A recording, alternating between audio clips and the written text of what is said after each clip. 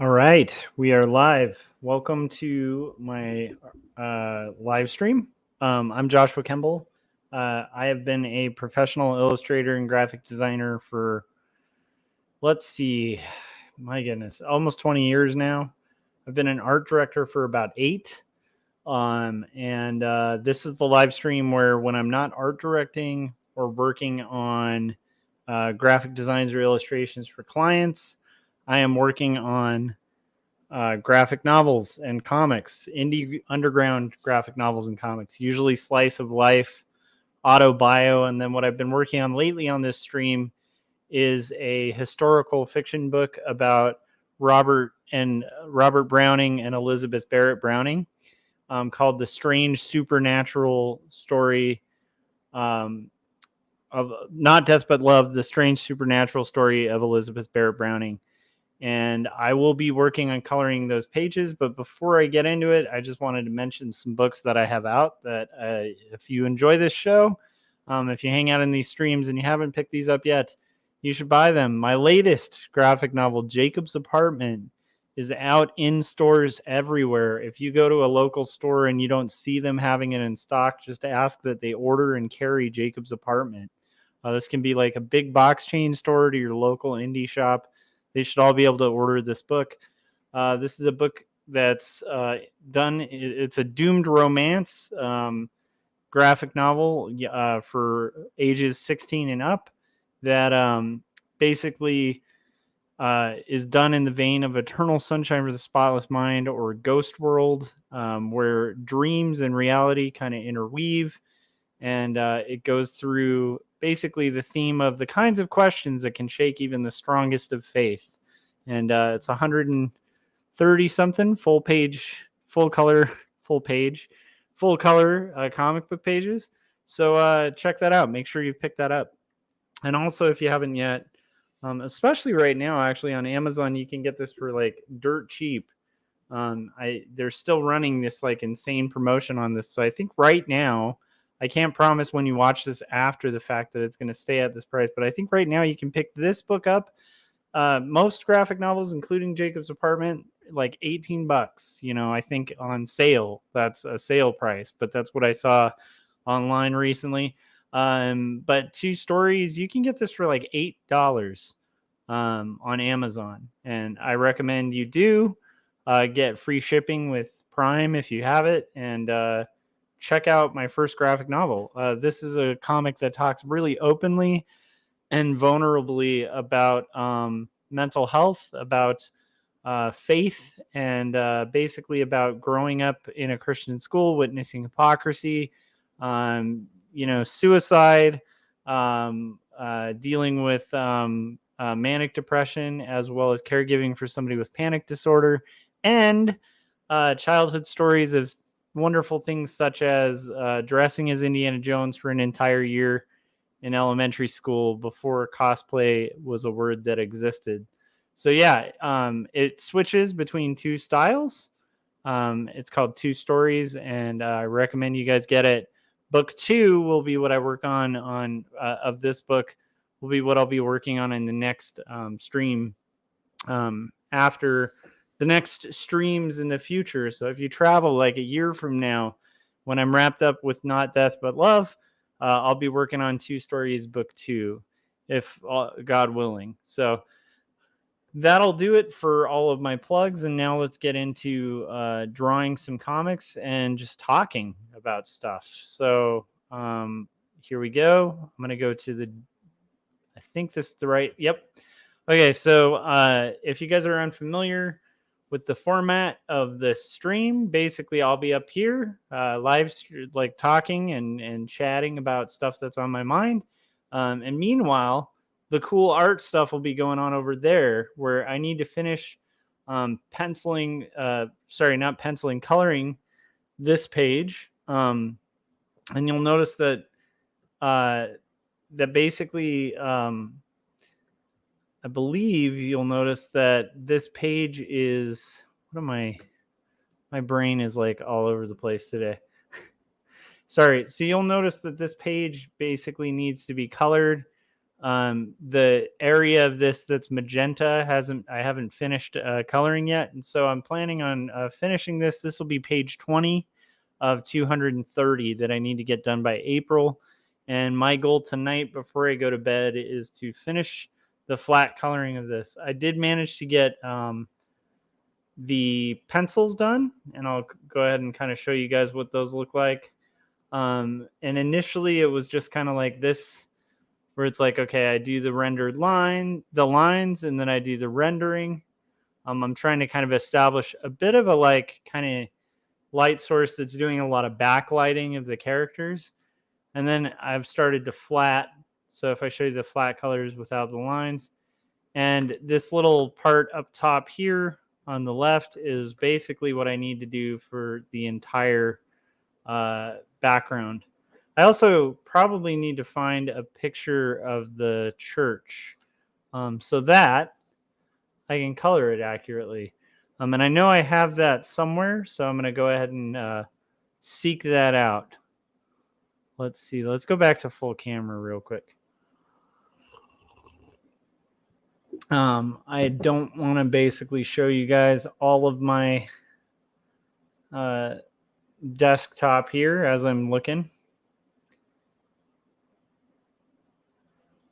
because I have no desire to like fully dox myself as much as like, you know, honestly, I'm not like super famous or anything online, so I don't really think I'd have to worry too much about that, but you never know. You can never be too careful. So I'm looking through my old files and kind of trying to see if I can find where that church.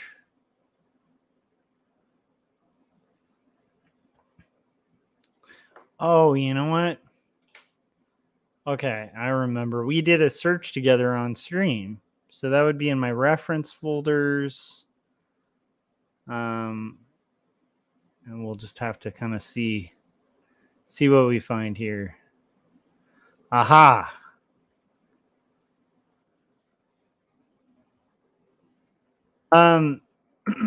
So Frank was saying, where in the world is that church? It's a place called St. Marylebone Parish Church. And it's like an old Methodist church that they got married at. And this is going to be very useful. Let me pop this over here for my coloring. So there's definitely some liberties that have been taken. But I think we can kind of get the sense of what's going on here. There's a couple things I want to fix here too. I think here I was just really sleepy. Oh. And I've also accidentally made my Photoshop. Hold on.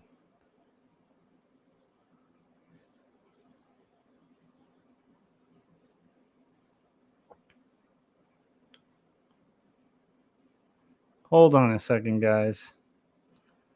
There we go. Okay. I was at a point where I couldn't even see. Okay. Whew. Sorry. I can be kind of a boomer sometimes when it comes to technology. I had a moment where I couldn't see the chats. I did notice that Frank was asking where the church is. So it's St. Marylebone Parish Church in London. And actually, I'm kind of glad I pulled that up because I want to kind of correct a little bit here.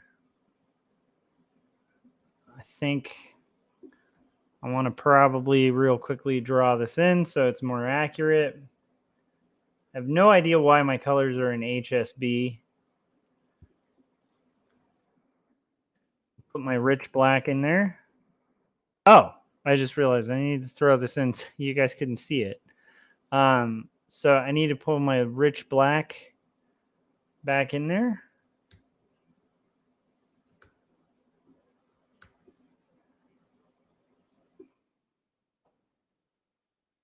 When I was drawing this earlier, it's like it was from like a really blurry photo. I didn't realize I had such a clear picture here. So I'm going to make some adjustments that might actually make a little more sense. Let's see here. Okay. There we go. So it's a pretty amazing building though, you know? And like quite a cool kind of setting to have and I don't need this to be like, you'll notice that I'm pretty loose on the drawings like up here in this spot, because there's no need for it to be like this perfection.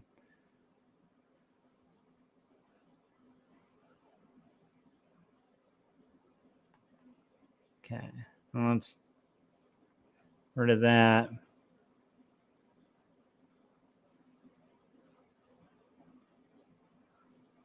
And there's like a hand here.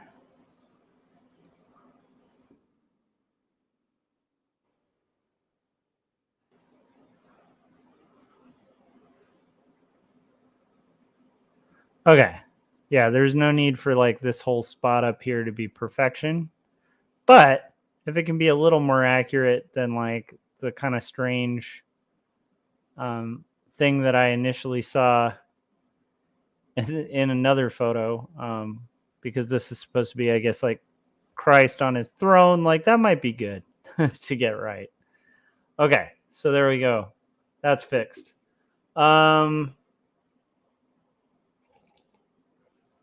Landon said, "Hey, dude, how's it going, Landon? How are you doing?" Gary Hodges said, "Good evening." And then Frank was saying, "Is there an Artcasters tomorrow, Josh?" I believe there is. I have no idea who the guest is, but I know that Scott booked the guest, and it'll be on Scott Cirkland's channel. And I think that's partially just so that as Corey's recovering, like for anybody who's not familiar, Corey was in like a pretty brutal like motorcycle accident. And so he will be recovering. And as he's recovering, I think he got pneumonia and all sorts of stuff like that. So because like his health is kind of a little like all over the place, and at the same time we want to make room for Corey to be on whenever he wants, we're sort of going to keep it off of Corey's channel just so he has the freedom to like bow out if he needs to, and so he doesn't have to book a guest or anything like that. So let me move this mic. Let me know if you guys can hear me okay too. So Landon, how are you doing? What are you working on? Gary, how is DVSM coming? Dinosaurs versus Mars Bots. And Frank, how's your comics coming, buddy?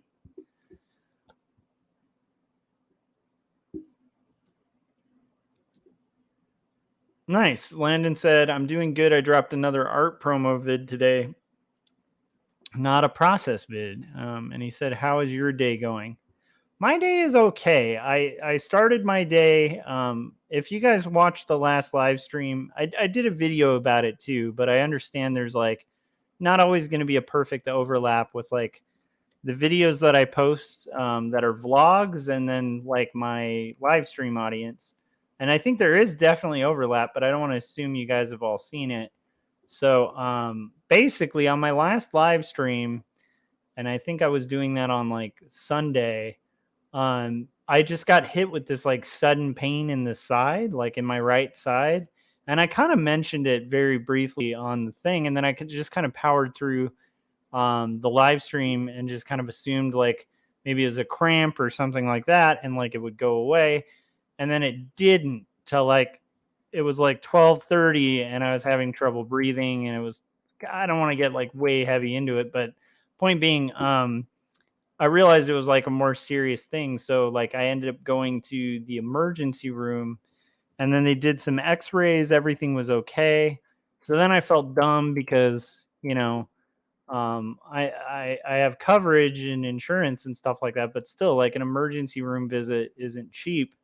So then I was feeling like, well, I'm a wuss. Like, why did I show, why couldn't I power through and like, and stuff like that. But I was supposed to get a follow-up today. So this morning I went in for a follow-up on what was going on. And then it turns out it's most likely like 80%, 90%. My doctor's pretty sure it's like my gallbladder. And he basically said it was a really good thing that I went to the emergency room because, yeah, like when your gallbladder is going bad, you can like die from it and stuff like that.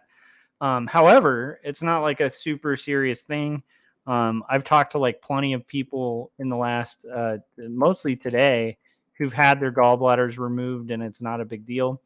And that's like my worst case scenario right now. So right now we're in that stage of like, I had to get blood drawn this morning. Then I headed to work, and had an okay day at work. It was one of those like tougher kind of management days where you have to make some hard decisions that are really rough and, just, like those parts of leadership that aren't like the most fun in the world. But then like the next step will be to get like I forget what it's called, like I was telling somebody this anyway, but it's like one of those scan things where they're gonna like basically do like a full scan of. There's a term for it. Gary probably knows it, but it's basically whatever I have to do next. So that's kind of like been my adventurous day, to be bold and like a little too open about that kind of stuff. So yeah, it's been a crazy day, but life goes on, and like yeah, I mean, it's just like I still need to make this comic, so so that's kind of where I'm at.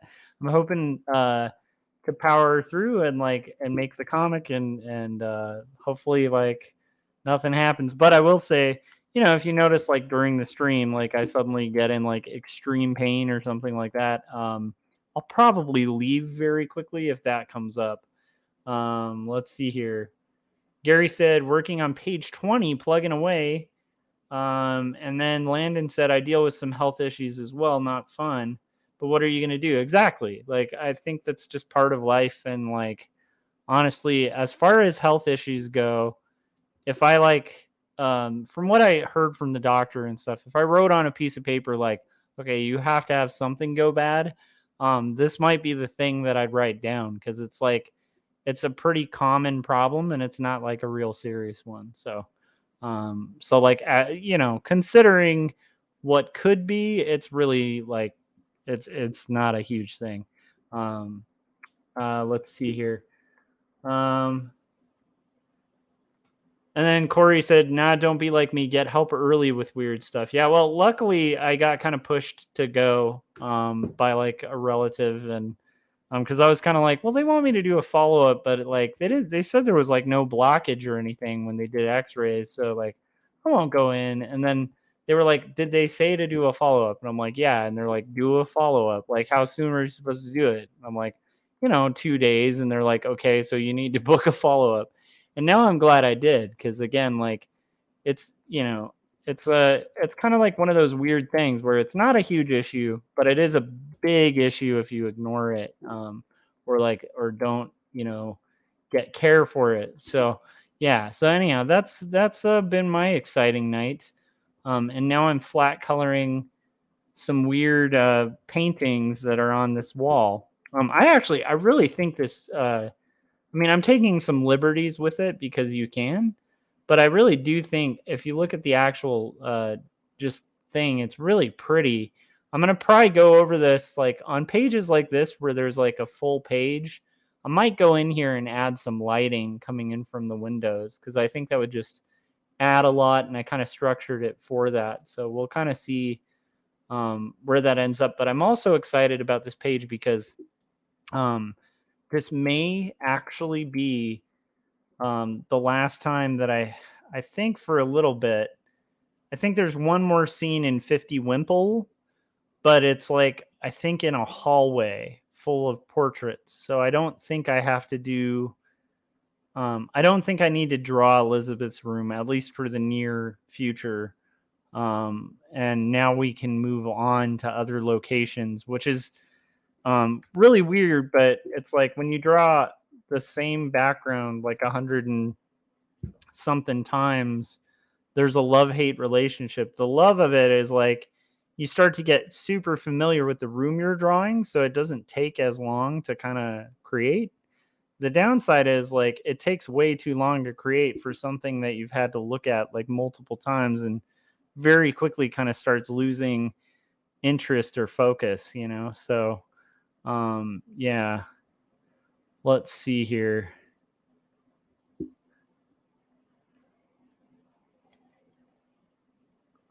Let's see. Philip said, "Hey Josh, I was actually here when you came on, but a friend of mine called at the same time, so I missed the first 60 minutes." Well, you didn't miss much.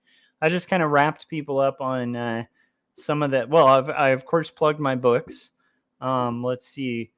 Is there anything else I kind of missed there? I think I did that, and then just updated on where my health is at, which is weird. But I guess as you get older, maybe these streams become more like, um, hey guys, check out my comics and my comic making process. And yeah, just update, my health's okay. Like, I guess that's just part of this whole process.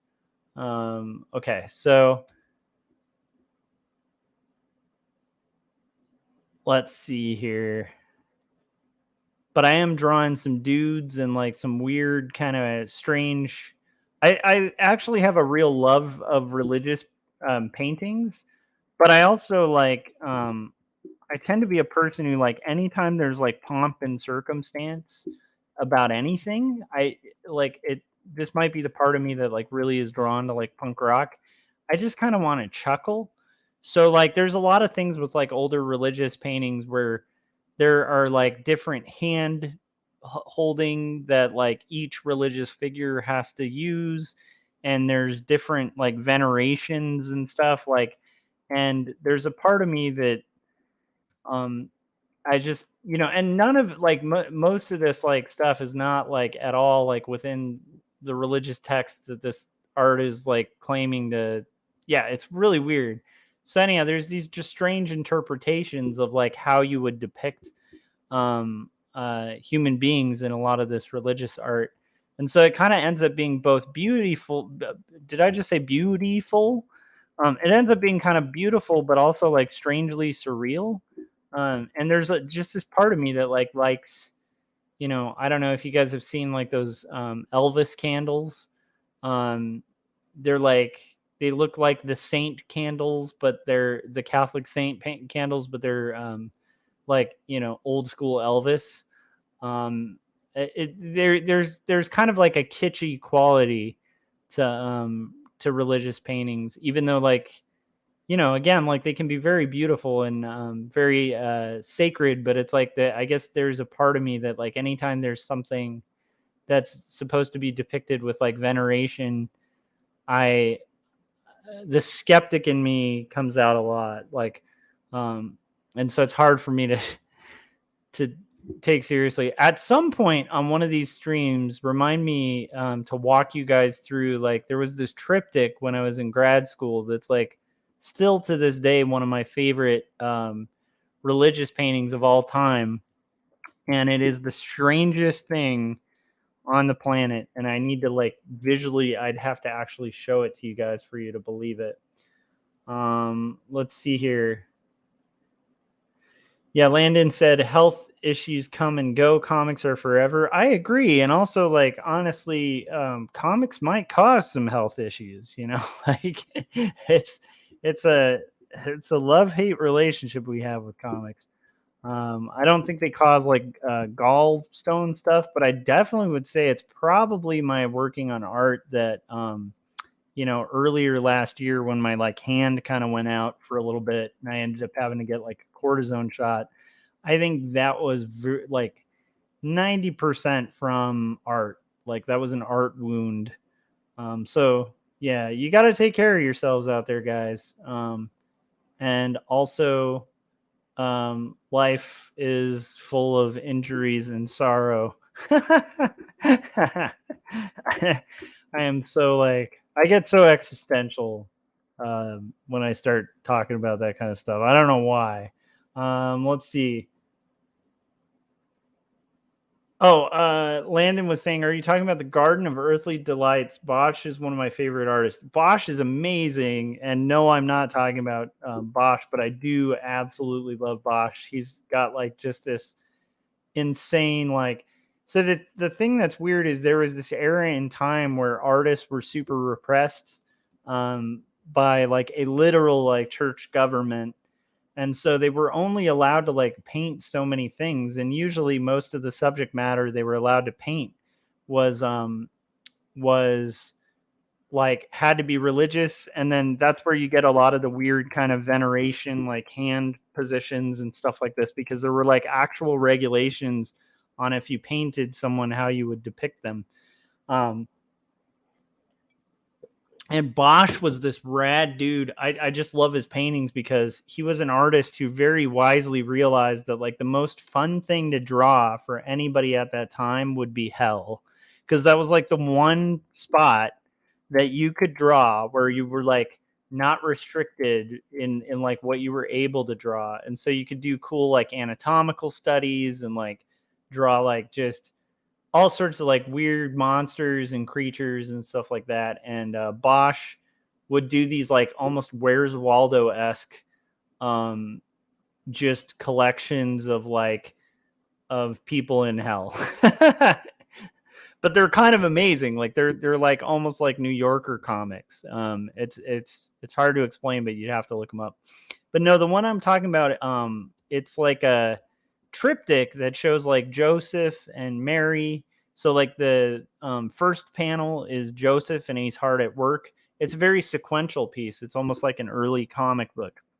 And then the next one is like the angel Gabriel kind of flying in frame. And then from the angel Gabriel, there's like this little tiny dude, like a little naked baby, like with his arm out, like in a Superman pose, and like a Tinkerbell style, like glitter behind him.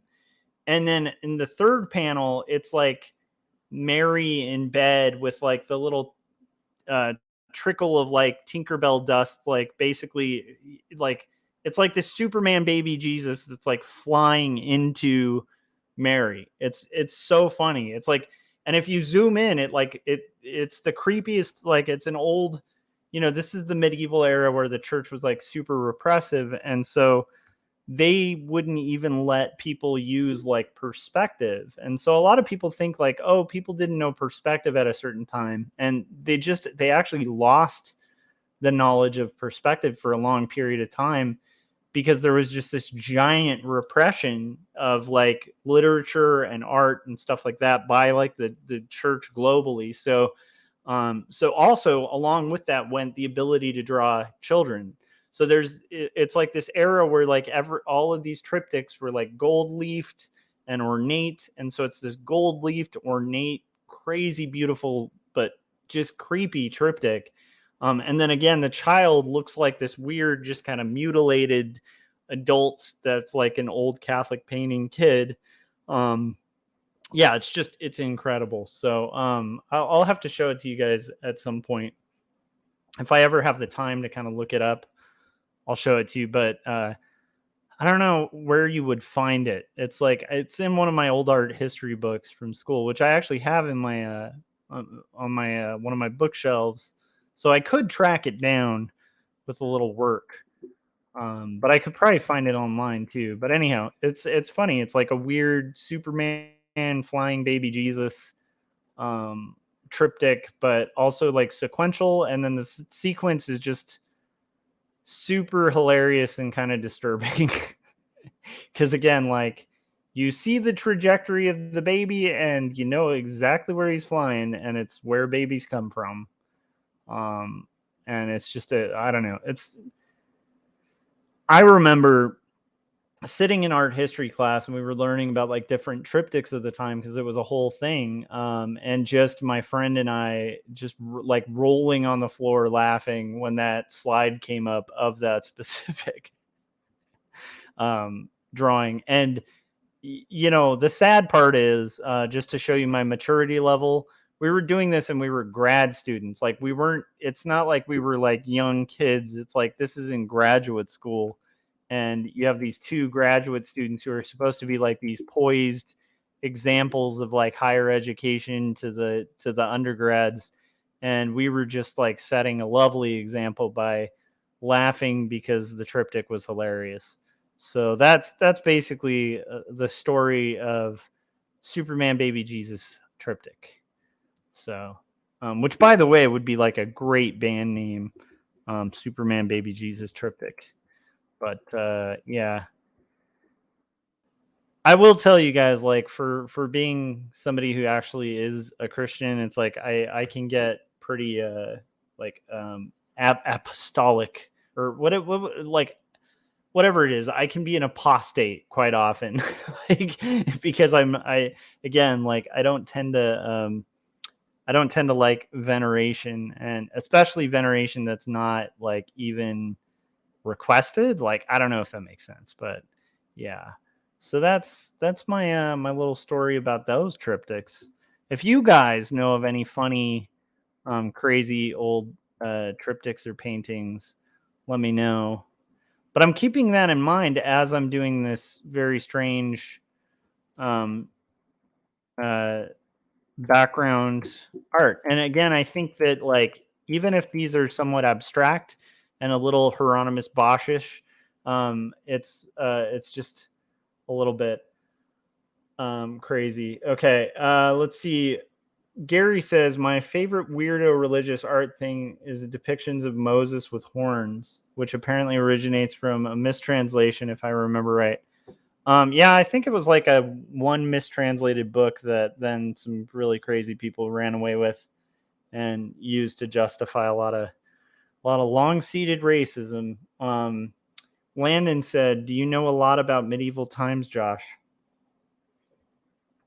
I know that if you go to medieval times, they serve they serve food without like silverware. I'm just being a jackass because I don't know if you guys Landon, I don't know if you're in California, but there's a literal theme park. It's in the movie Cable Guy as well. If you haven't been, but there's a very famous.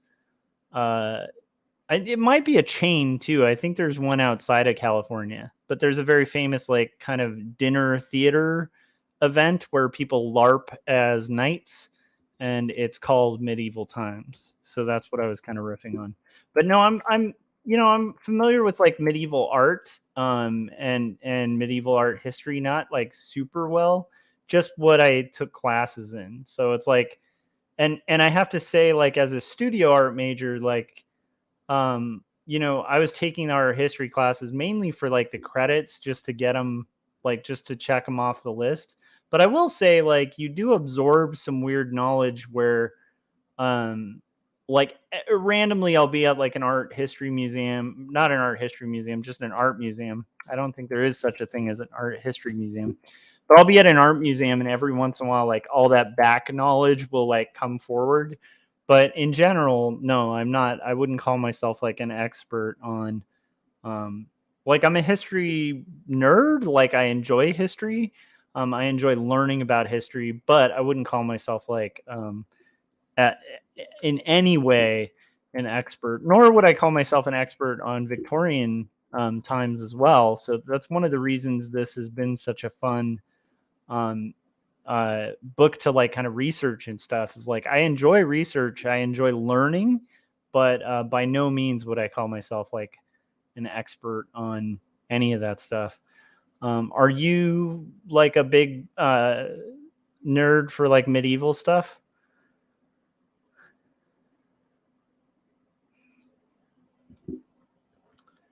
Let's see here. Oh, Philip said they have one in Toronto. They have a medieval times in Toronto. So the joke I was going with there could land for a couple people. I would actually say, like, if I lived nearer to a medieval times, and I didn't have to drive all the way to like Anaheim, um, I might go more often. It's a fun, it's super fun. Like people like LARP as like knights and like battle each other, and you sit in like a seating for like and root for your different knight. I think it would be a cool place to take Ben at some point, because I think he'd get a kick out of it. And plus, I do think there's an era of time where like knights and that kind of stuff is like just super cool. That would actually be probably pretty fun to illustrate too. Would be like, like something in the medieval era would be really, really fun content, I think, for comics.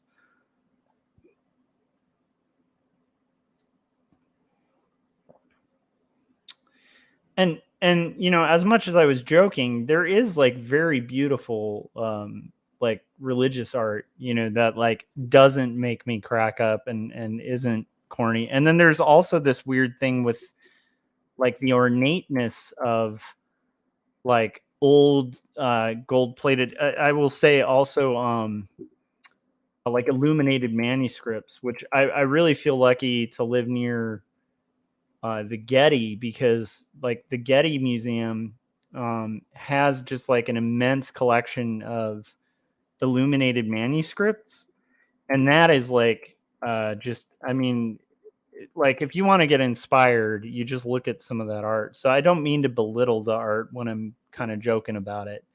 I definitely think like there's some really beautiful work, that was made, you know, especially when you start getting into the later kind of romantic era where things loosened up a little bit and you were allowed to kind of have like um art that was more influenced by like the romantics, and there was this obsession with like Rome and Greece, and like people started looking at like this like anatomical studies and were like, wait a minute, why have we been drawing this weird way?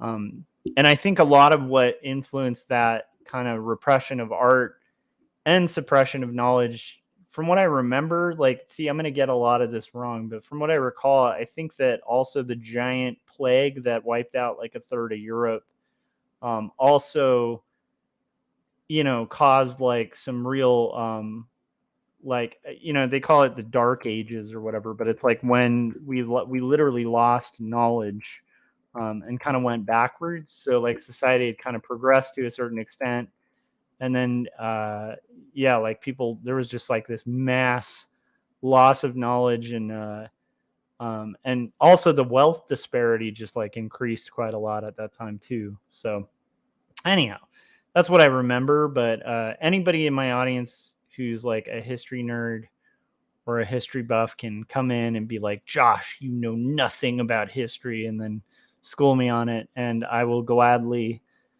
yield, because I, again, like, just vague knowledge of it. Like I'm not an expert. Wouldn't call myself like a anything but like a fan.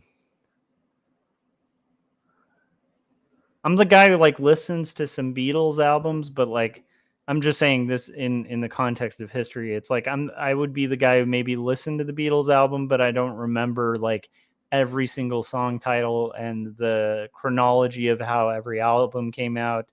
And at most I can name each Beatle, but I'm not 100% square on all of that. That would be kind of the level of history fan I am. But I'm always like, I love documentaries. I love that kind of stuff.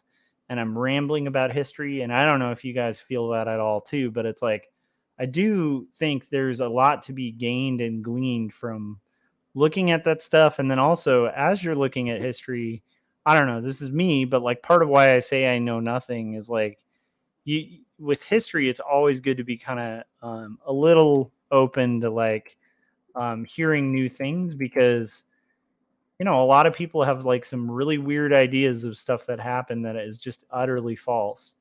But also, like I remember growing up, and I think I talk a little bit about this in two stories, but like, when I was younger, it's like this somewhat religious school that I went to used to teach like a lot of stuff about like the forefathers that it took me years to like find out were just complete and utter fiction. Like, and so there's stuff that like, again, like with an open mind, if you like approach history and obviously like, like try to get credible sources and stuff, but it's like, you can really learn a lot of really cool stuff. It's been very edifying for me. Let's see here.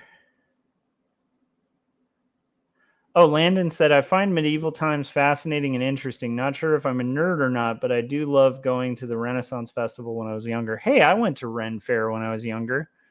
Now, there's some stuff I've since found out about Ren Fairs that makes me feel a little weird that I was there when I was younger.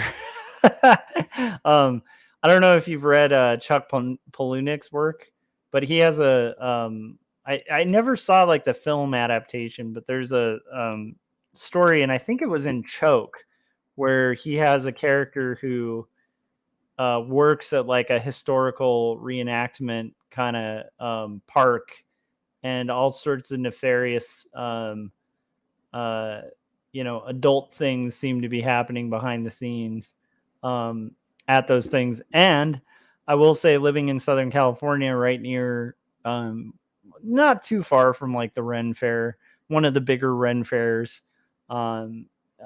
it's I don't think Palahniuk's off, from what I've heard from like people who were a little bit older than me. But I did go to Ren Fairs. I even dressed up. I talk about a little bit about one of the characters that I kind of made up when I was a kid. I used to make these movies, these fake movies. Like, I didn't have a video camera or anything. My friend Jake and I would like make up movie plots, and then we'd kind of play them. So we'd figure out, like, it was almost like improv, but like we didn't really know that it was improv at the time. But we'd basically like come up with like a beginning, middle, and end, and then we'd play it out. But anyhow, one of our stories, probably very influenced by like Robin Hood, Prince of Thieves, which had come out when I was a kid. Not like super young, but again, like I was pretty young when that came out.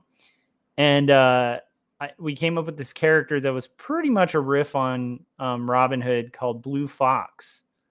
And so I literally went to Renaissance Fair dressed up as Blue Fox, which was basically like, he was like Robin Hood but blue, but with the Robin Hood type hat too, with the feather and everything. And like, my mom like made me a costume, and my friend, he came as like Blue Fox's assistant, who was like a crossbow welding guy, and he actually made a crossbow, like which kind of reminds me a little bit of Frank, because I think Frank makes a lot of crossbows.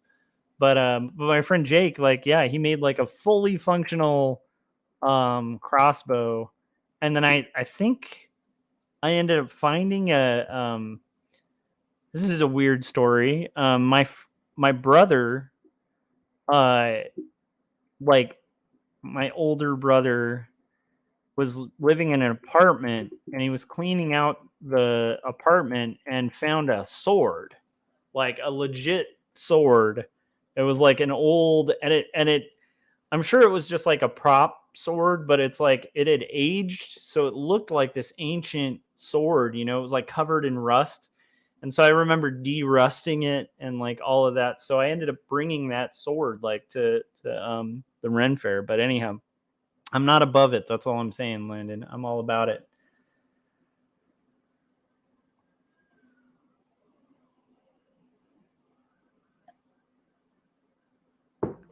Philip said, I remember it was fun, but it felt like it was more aimed at kids. Well, I mean, I guess I don't know if we went to the same one. I'm trying to remember the city it was in, but in California, I think there's one called I think it was in like almost like the outskirts of like Riverside or something.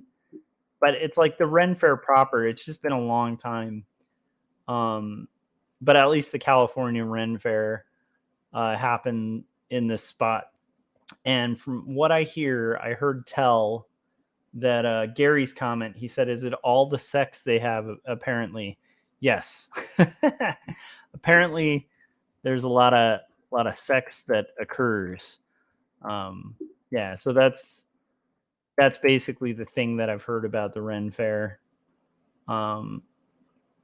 But I mean, I don't know, it was super fun. I remember when I was a kid, it was fun. And one thing I will say, I don't remember it being like racy or anything like that. And I do remember it being really fun because everybody there kind of is in on the improv almost. Where, okay, what is the throne color here? Okay, it's like a greenish blue. Okay, that kind of works. Um, so everybody who's in on it, like everyone kind of is in on the improv. So like when you're a little kid and you go and like I went dressed up as this like, Robin Hood-ish character, everybody would just be like, "Good sir," to you, and like walk up to you and treat you like you were an adult with a sword, and your sword was like real awesome, and like that was cool. Like I have to say, like that is a rare thing when you're a kid to have like people approach you and like treat you, like when you're playing, like you're almost role playing in a scenario like that. So it's fun to have, as a kid, like adults that really bring you into like the world. And I will say that was super fun, and it would be fun. Like I don't even think I'd shy away from doing it now. I think I'd be all about that. I feel like I don't know. Now I kind of am curious. Gary, did you ever do Ren Fair stuff? I don't know. For some reason, Gary, with your long hair and your well manicured facial hair, it makes me think at some point, Gary, you must have done you must have done Ren Fair. Also, I don't know. I just feel a kinship with you, Gary. Ah, he did say I've attended a few, but I've never dressed up. Yeah, I have not been in a long time, but I would definitely be down to go.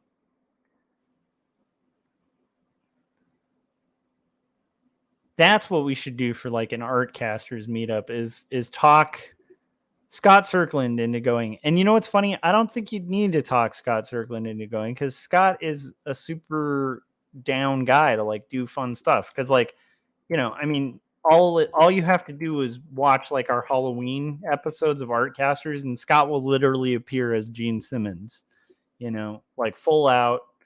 Um, yeah, so that would be hilarious. We should do an Artcasters meetup at a Ren fair. That's all I'm saying. We could even come up with like side characters that we're all going to dress as. I think it would be hilarious. All of our characters could be like slightly themed around the comics that we make.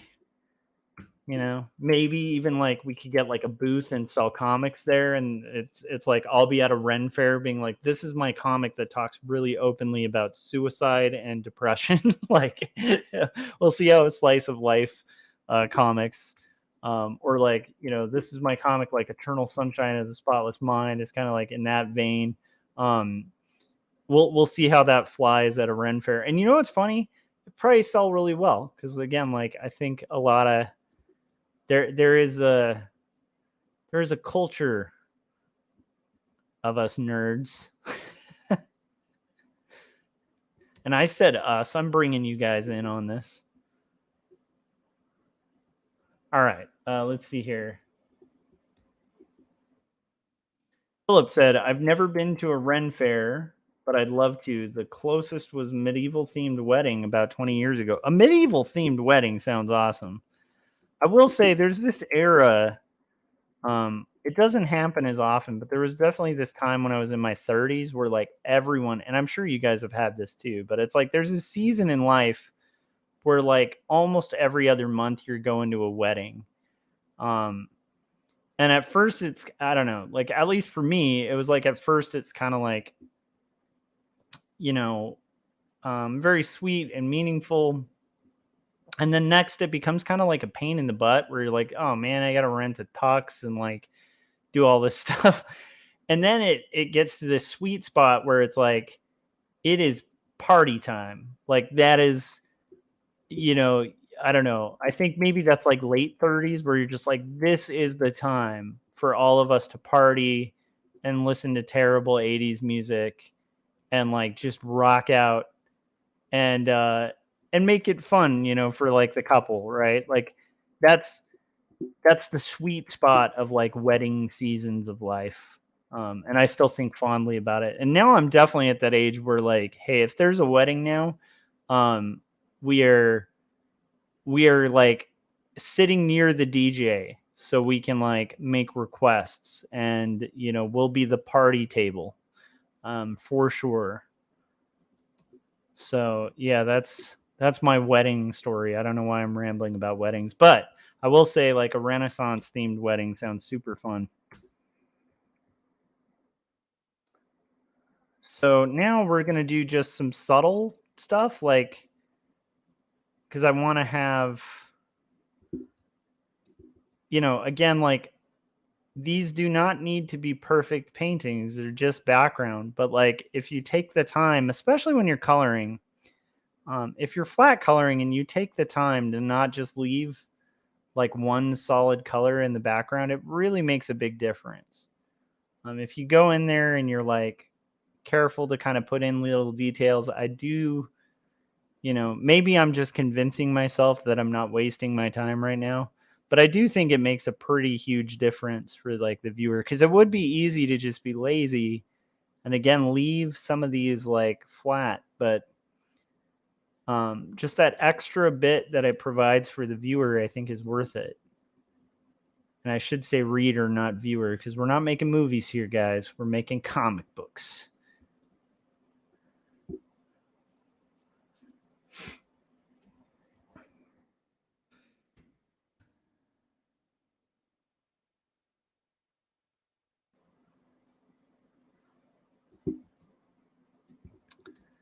So yeah, it's definitely been a uphill battle this week to get pages done, but I do feel like my goal is to have this done, and I think I might hit that. I definitely have to have this done tonight. I was hoping to have it done yesterday, but I got like a little bit there and then it just didn't happen. So, and I think understandably, because while this is a single page, it's like all of these little spots that I need to kind of get in there and work out. Art takes time. That's a big trick that I never considered when I was younger too. Maybe you guys have had this too, but I remember like I used to be really mystified by some guys that I really admire, and some of them are insanely fast, and it's like almost hopeless when I look at them. I'm like, okay, they are just super quick and insane. And like I probably won't have that speed or talent. But in general, like a lot of my problems when I was younger was that I just wasn't actually spending, like I was being both too precious and also not spending enough time on my art. And I think that's a pretty common young artist thing where I was like too fragile about approaching stuff, like where I would be afraid to, get it wrong, or, I'd get upset that it didn't look right. But then when I actually looked into like the amount of time people actually spend on comic pages, not everybody, but most, like a good chunk of cartoonists, and then I'm expecting to get that result by spending like 2 hours doodling a page.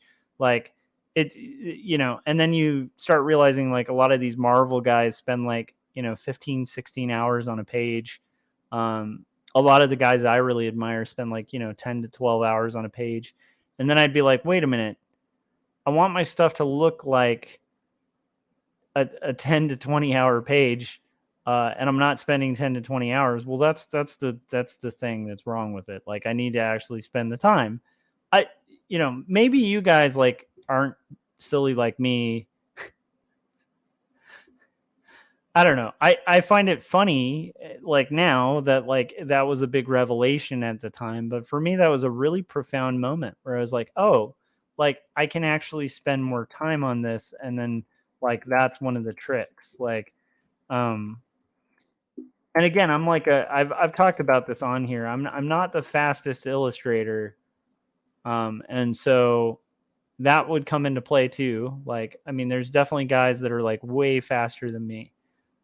But, you know, realizing like, oh, I can just spend like 4 more hours on this thing to make it right was like a real profound thing for me.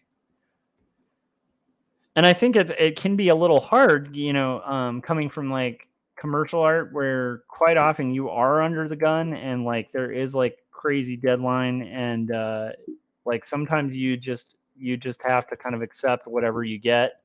But like with your own personal projects, you know, you're like, even on this, I'm still on a deadline, but I don't want to sacrifice quality on a comic. It's just not worth it. You know, comics don't pay enough to be worth sacrificing and making mediocre work. I don't know if that makes sense. I feel like if they paid way better, you could like totally sacrifice and make mediocre work. But I feel like since they pay so bad, you might as well make them good.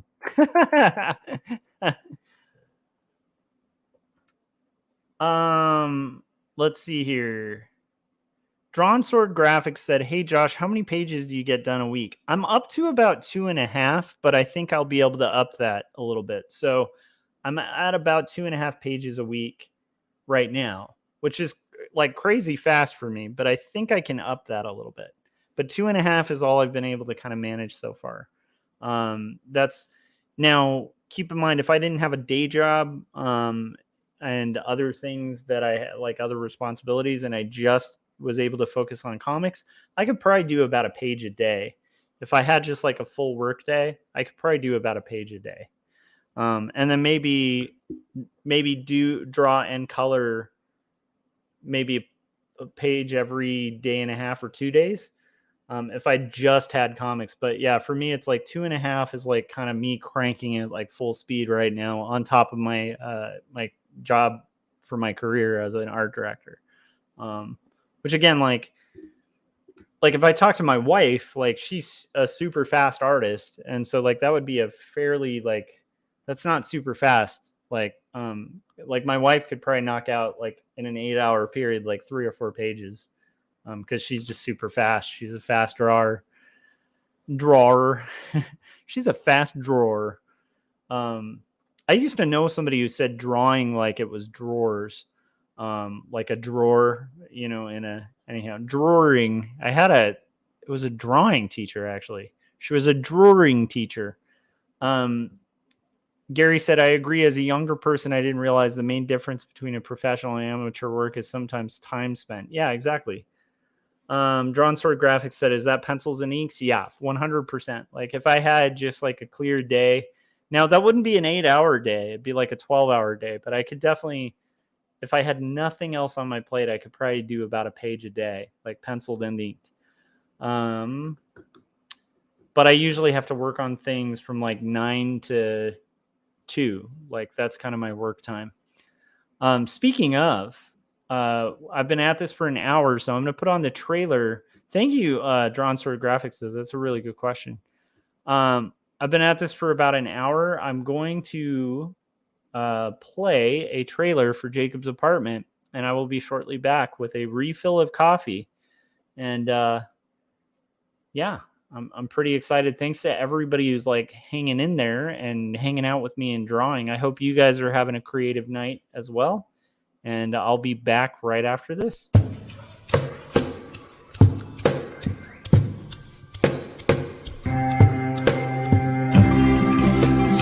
clearly, it seems that only in dreams can we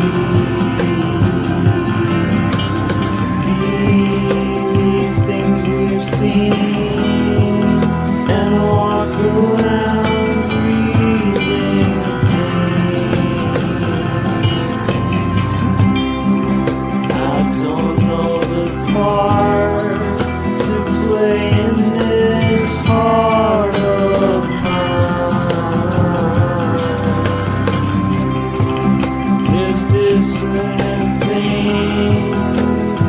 At the seams.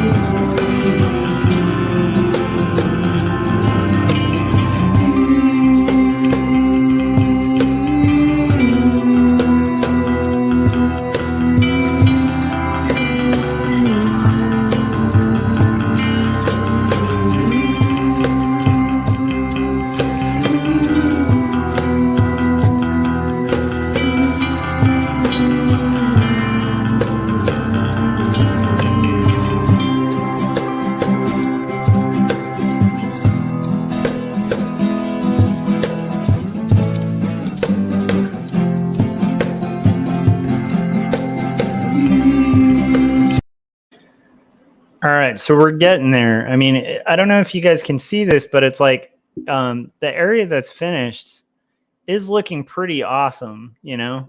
So, and again, it's just like background window dressing, but it's like it really, I think, makes the difference on the page. So, um, okay. I also think that I still need to get a refill of coffee. I am all over the place tonight, guys. How are you guys doing? And I mean, I saw that people are making some progress on their work, and that's cool.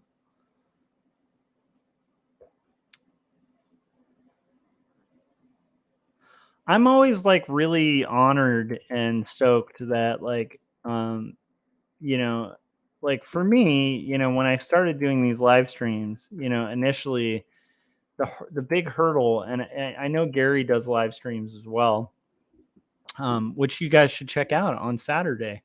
Oh, I forgot to mention that.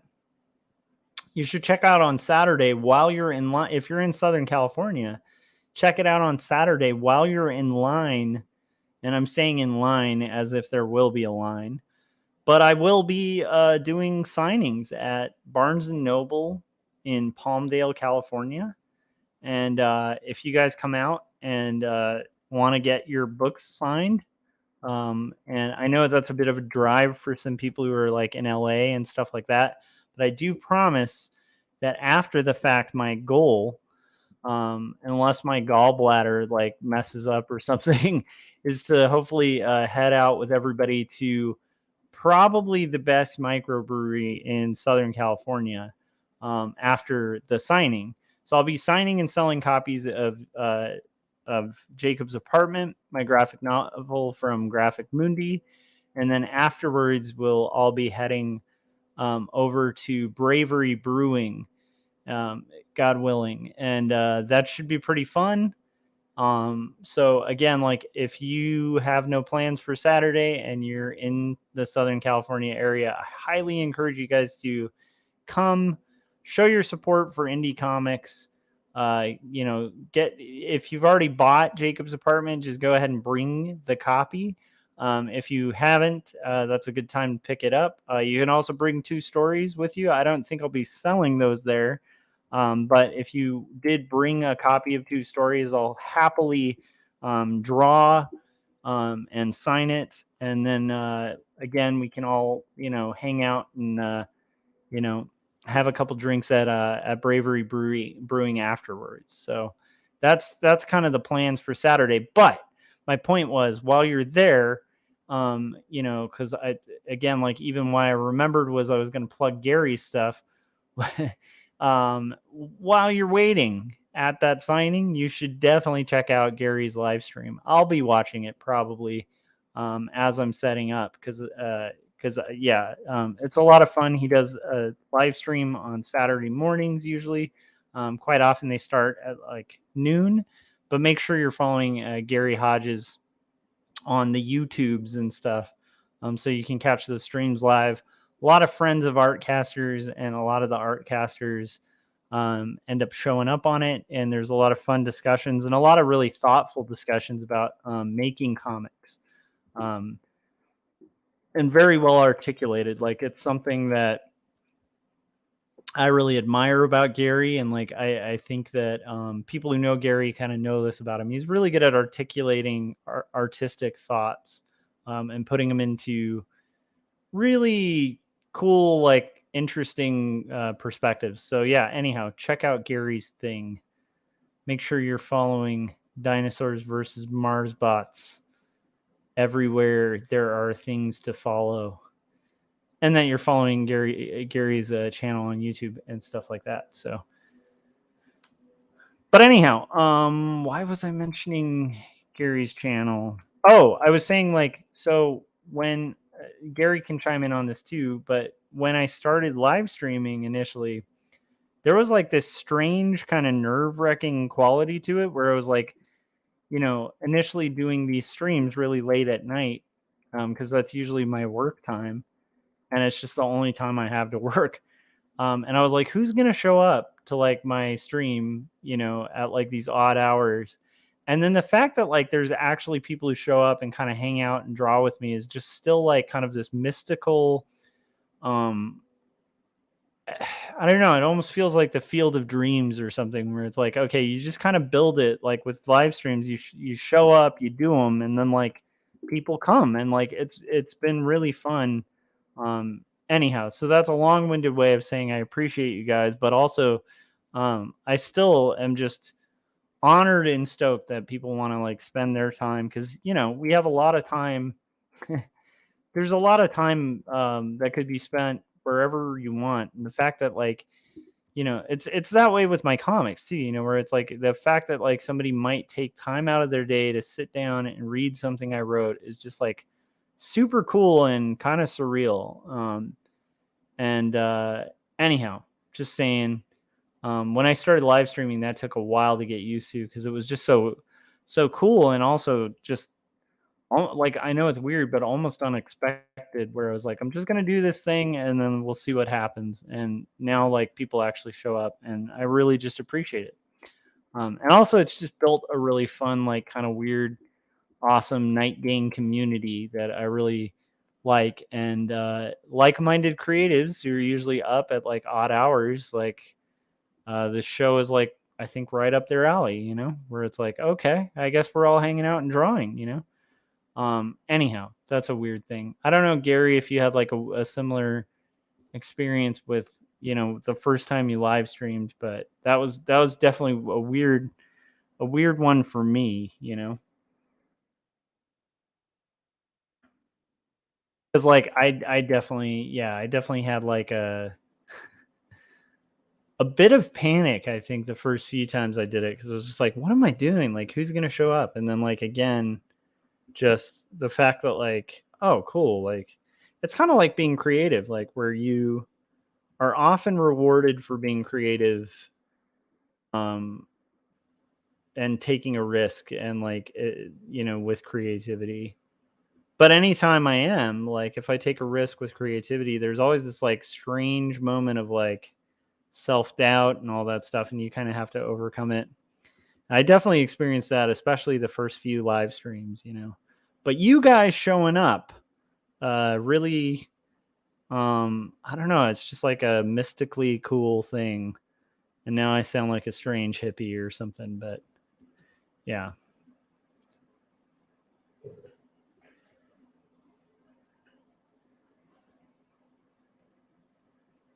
Yeah, Gary was saying, I still wonder why every time I go live, if it'll just be me with nothing to say and nobody there, and knock on wood, I'm always sort of surprised and delighted a nice topic presents itself. Yeah.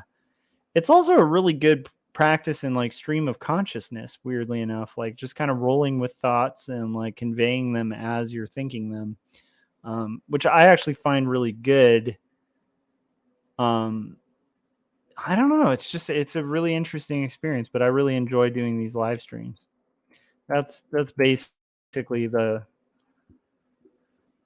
Kemble way of saying, like, you know, I enjoy doing these live streams, and I dig that you guys show up. All right, we're getting closer and closer. There are so many little details, but I think, again, like I could have made there be less details, but I think that like this extra little mile to get all these little details is going to hopefully reiterate to people how beautiful this church is too, because it is kind of interesting. Like there's some stuff I found out in my research about this church. They have a room that's actually dedicated to the Brownings in the church, because the Brownings got married there, and they are and were in their lifetime like somewhat celebrities. So there's all this stuff in there, like including a copy of their marriage certificate. um, they have a cast, like a sculpture of Elizabeth Barrett Browning and Robert Browning's hands holding each other, that was made when they were much older. And they literally have a whole room in this like historic building, yeah, dedicated to Brownings. And then there's all sorts of like celebrity writers at the time, you know, who were like kind of the hotshot writers at the time, who attended this like little Methodist church, you know, in England. And like, it's interesting. And I definitely hope that this is like a secret hope of mine, but I think it would be really fun if this book does well when I'm done with it. I would just absolutely love to visit all of these places that I've had to draw. Like, I think that would be a really fun trip. Um, you know, just because, like, holy moly, it's like, it's just this whole realm of history that, like, I've always been a book nerd. I have not really like studied Victorian England's, you know, poetry. Like, I just don't know a ton about that. And so like this has been just a really fun experience and like kind of learning. And since starting this book, I definitely have read a little bit of Elizabeth's poetry, and then I had definitely read, you know, Robert Browning's poetry, because I know he's like one of those guys who like in his lifetime, um, like he wrote some books of poetry that just bombed and are now considered like some of the most progressive poems like ever written. Like, it's like he kind of upped his game by doing these very like long epic poems that were almost like stories, like entire novels. um but anyhow, I don't know a ton about poetry, and as much as I've read a little bit of it, it's been fun to kind of read about poets of a certain era, and very enlightening and kind of cool. And I hope you guys will find it cool too. The neat thing is, um, you know, and I can definitely promise this about this book, is like, you don't need to know about the Brownings to like this book. It's gonna be, man, it gets, I'm just saying, like, you know, as these streams go, you'll see there's some tension and some seances and some really like creepy, awesome stuff that starts occurring um, as the story progresses. And I'm really eager to get to those really fun pages. But I will say, this whole script, you know, like, one of the things I really enjoyed about it, and one of the reasons I took this project on, was that like you just feel tension the whole time, like almost like a Hitchcock film. Um, and yet it's like this very like Jane Austen-ish type story. And so it's like, I love it. I love the way it's written. I love the history behind it. I love the challenge of it. Yeah. Anyhow,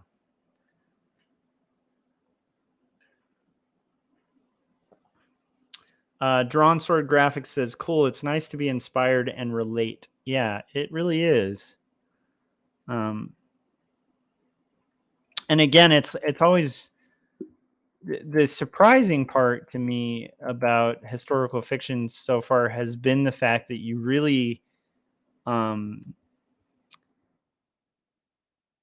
I feel like there is like, it's gonna sound corny, but I feel like there is an intimate thing about drawing someone, and not in like a weird James Cameron draw me like one of your French girls kind of ways.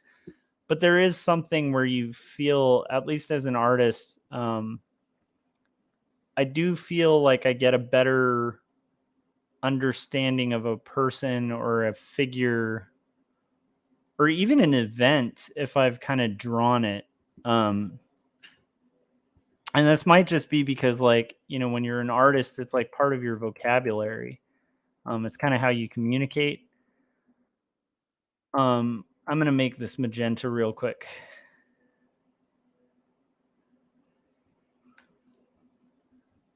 So anyhow, because of that, I feel like the act of drawing a historical fiction thing, it it helps you to kind of visually live it a little bit. Like, you get a much better understanding of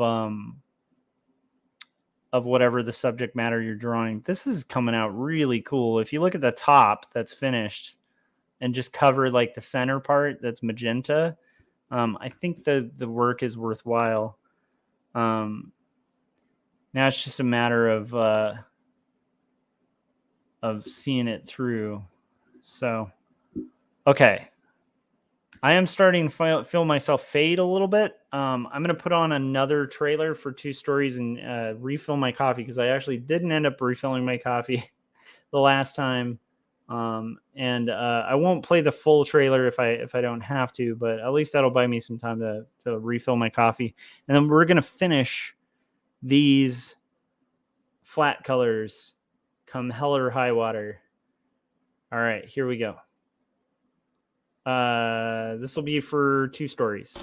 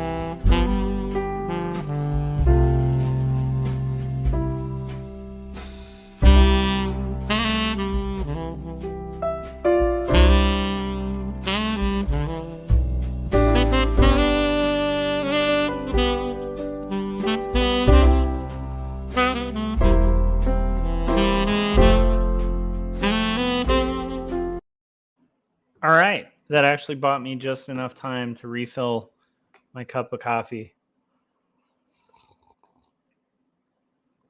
I'm not trying to hammer too much coffee tonight, but I also need to finish this page. Do you guys find that at all, like with art, where when I've done this before sometimes with people that have passed away too, where it's like something about drawing, something about drawing people is just like it just kind of like you have to really pay attention to like the structure of their face and to like little details that might otherwise go unnoticed. And like yeah, there's just something about it that makes you feel like you know somebody a little better. As corny as that is, I definitely think there is something to that. So I like that. Now, will I do another historical fiction for a while? Probably not, because I have an auto bio after this. And then after that, I think it's so sad. It's like I had a moment. This is what happens when you get into comics, kids. Just warning you. I had a moment where I was thinking, hey, when I'm done with 2 stories, book 2, I'll have spent, well over, at that point, like, over 12 years just kind of working on comics, like nonstop, like these big projects. And I was like, I'm going to just take like a week or 2 off, maybe a month off, and just paint, just paint like portraits or something like that. And I already have started to come up with what I want to do after 2 stories, book 2. So I might be doing comics for like a lot longer and may not ever have that little vacation from comics, because there's just another story that's like creeping up that I really am eager to work on. And much like a lot of my stories, will probably end up shifting style. It's funny, I have styles I like to work in, but I don't feel as an artist, like I have different styles for different mediums, but I've never like been like there are styles that I used to be a little more known for, but it's like I definitely am not married to like a specific style of art,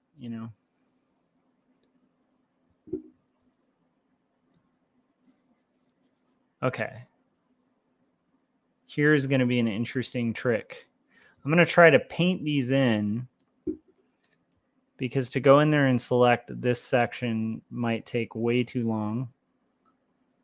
And I'm using the kind of gold.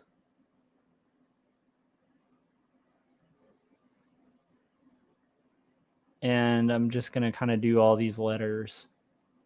And then I'll deselect the area once I've finished some letters. It's a cool building though. And like one of the things, there's a story about like one of these churches that I always found really inspiring. And I tried to apply that to 2 stories when I was working on it, because there were definitely times, like with 2 stories, I had no publisher lined up. I had gone through this experience with Jacob's apartment, actually, which I had like put in a lot of hard work and pretty much finished. Not to the degree that it's finished now, but it was close to done. And I literally had this experience where, which is like an author's worst nightmare, where I had a publishing deal and the publisher dropped it.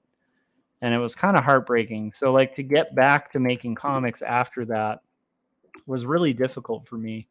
And then I when I was in grad school, I decided to tackle another graphic novel, but this one I was like, I was kind of inspired by a story about one of these kind of churches, where there was this story that I heard about a guy who was a woodworker. It was on like some documentary about a specific like artsy chapel like this.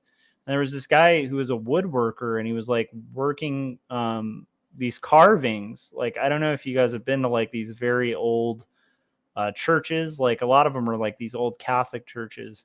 This one I think is a Methodist church, but anyhow, there's these old churches, and like commissioned by people like the Medicis. And this guy like came in and saw this woodworker, like this carpenter who's just working on carving these elegant birds that are sitting on top of the beams of the roof. Like, so the beams that are visible from the floor, and then on the other side he was drawing all these, like not drawing but like carving all of these birds that are just chilling on the beams of the roof.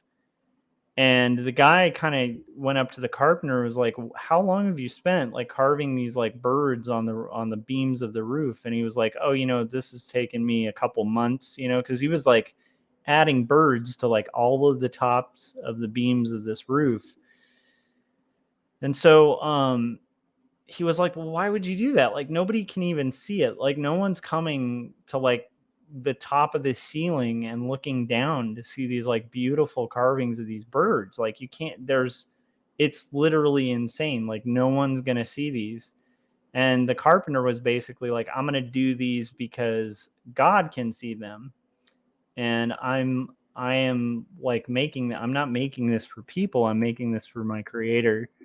And as corny as it is, like I kind of was realizing that when it came to approaching 2 stories, I was just like, I'm gonna make the best comic I can make for the sake of that. Like, and then if people buy it and read it, great. But regardless, I'm gonna make I'm gonna try to make something beautiful. I'm gonna try to do my little carvings of birds on the roof or whatever. Gary said, calling it a night. Take care and talk to you next time. Also, I hate to break some potentially painful news, but if you indeed have gallstones, the coffee isn't helping. Yeah, probably not.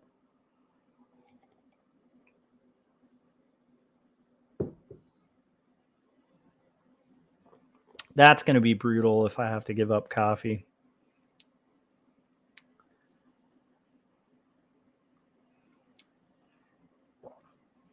All right.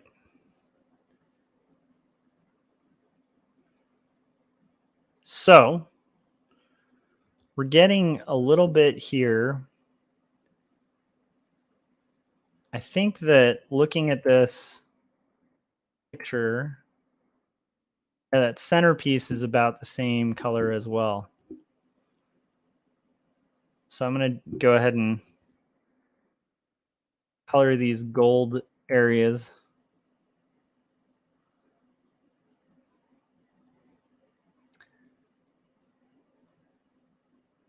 And I do want to remind anybody who's watching this, maybe if you're like, I think most of you guys like already do digital art and have your own coloring process, but I do want to say the method with which I'm coloring this works really well if you worked in a similar method where, you know, you have rendering on top, but this is definitely not the quickest nor the most efficient way to color fill if you have just solid black and white line art. Like if this were more traditionally inked, there's an insanely quicker method, which would be you have alias lines. Like in this case, I have anti-alias lines because there's like a gradient to them, and so this makes all the difference. But if I had just had flat black and white, the quickest and most efficient way to do this would be to use the magic wand tool to kind of select blank spaces between your lines. Once you've kind of basically done some prep work on your inks to make them just solid black and white, and then expand so that your colors come a little bit underneath the lines, and then you just shift F5, just fill. Unfortunately, like I've tried that with this, and it doesn't really work super well to use that method with the style that I've rendered this. But if I was doing this more in traditional inks, I would be using a completely different method. I just wanted to let you guys know that. Most of you I don't think need to hear that, but that's just in case somebody's watching this and is instantly like, I'm going to apply this coloring method to my stuff, because it's like I think that like art in general, and this is something to kind of keep in mind, but I think art in general is like very dependent on like what your chosen medium is, like what your overall look that you're trying to achieve is. um and in this case, I've talked about this a little bit on here, but it's like in this case I was very influenced by Arnold Lobel's Frog and Toad and the way that that was rendered and executed. And so I've come up with like this sort of Victorian approximation of that, um, for the theme of the book. But again, if I was doing like uh, traditional inks on this, there's way better, quicker methods to do color. I just wanted to mention that. Not that this wouldn't work, but you'd just be doing a lot more work than you'd need to. Do. We are getting there, though. I don't know if you guys are seeing this, but I definitely feel like we are making some heavy progress here.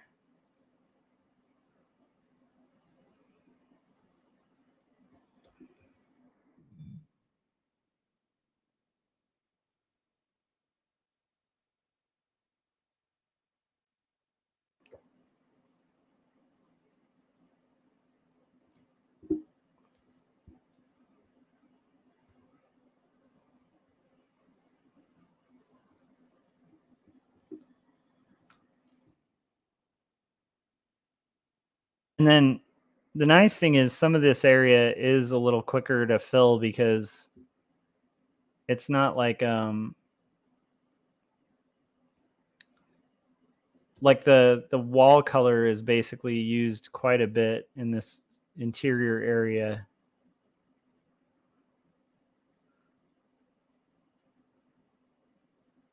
But I'm trying to be very cognizant of that working.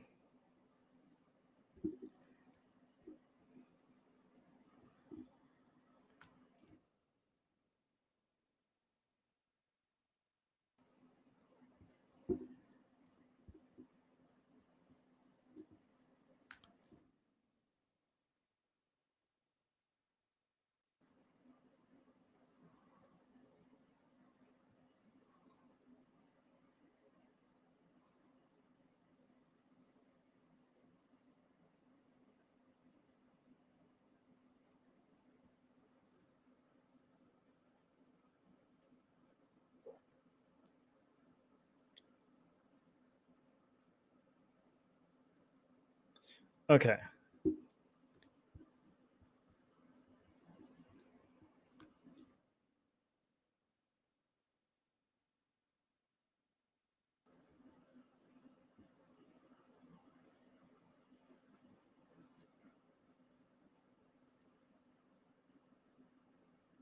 I do feel like this is coming along pretty well, though.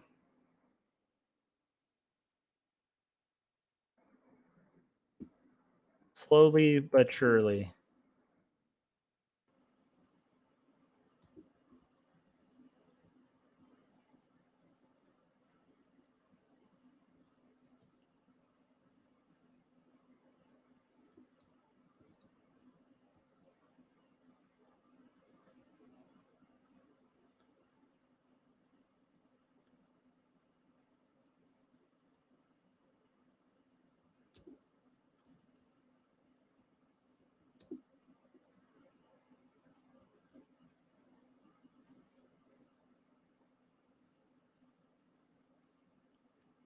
And then we've got to think, what is happening here? Okay. This is going to go to here. This is like a multi-tiered.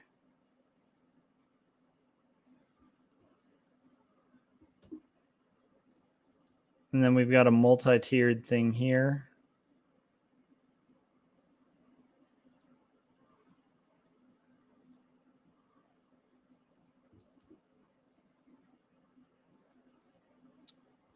Then we have a multi-tiered thing here.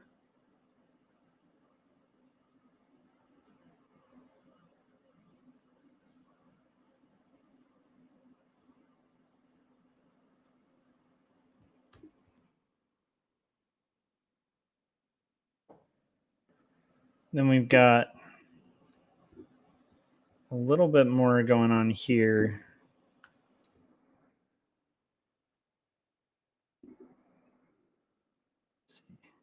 Yep. Love it.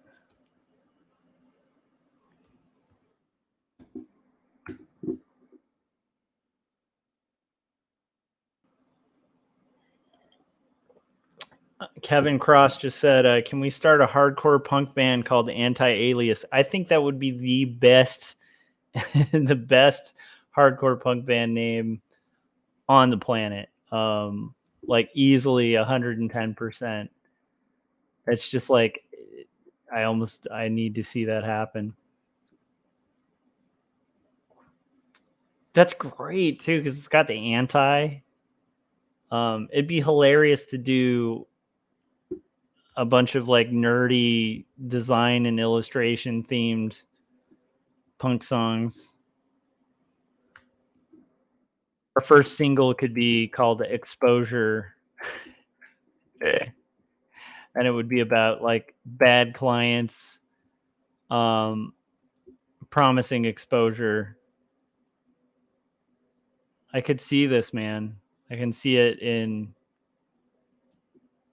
like just blinking lights on a marquee, and we'd have 4 fans who would be graphic designers. We could have songs about like improper kerning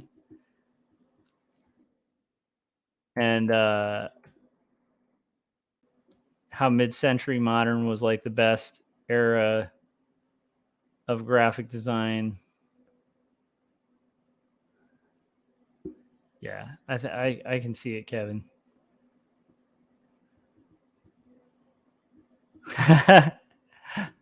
Oh, that's good. Kevin was saying like the first song would be called "Pay Me."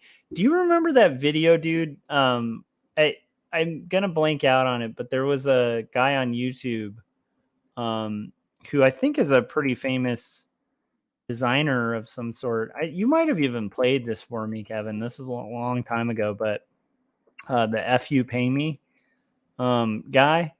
Do you remember that video? It's kind of amazing, but yeah, I love that. Now I'm trying to think, like, am I crazy, Kevin, or was that something that you suggested years ago? Years ago, like back in the BIPT days. I feel like that was way back there. But anyhow, yeah, that would be a great Um,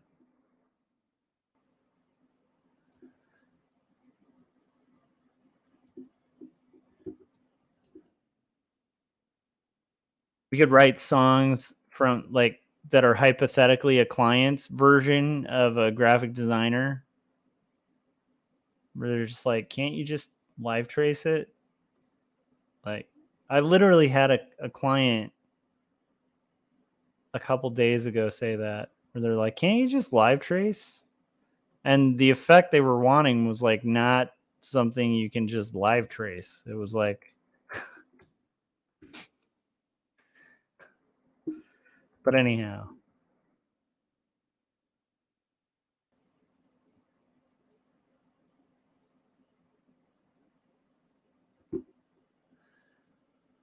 Yeah, I feel like man, there is I want to do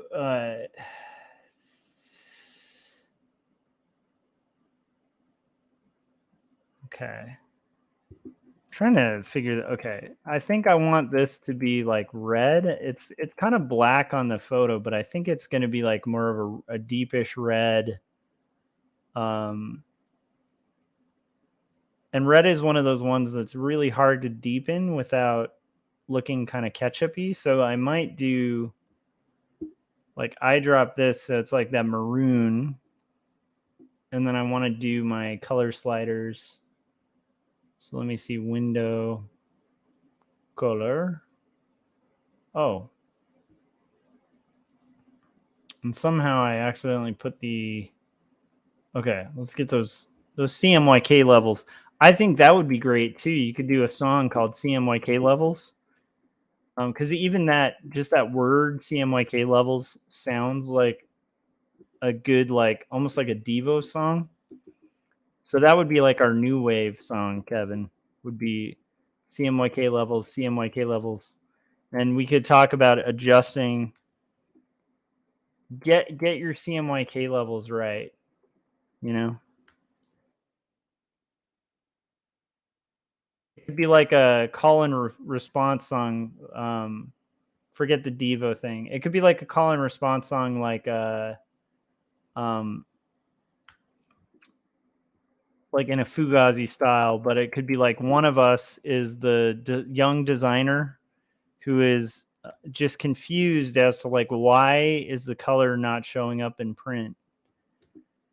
And then we could talk about like, is there 5% difference in your CMYK levels?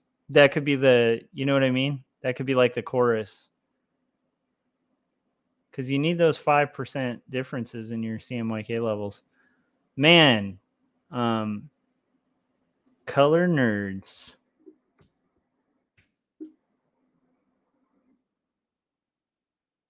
I feel like if somebody hasn't called their band CMYK,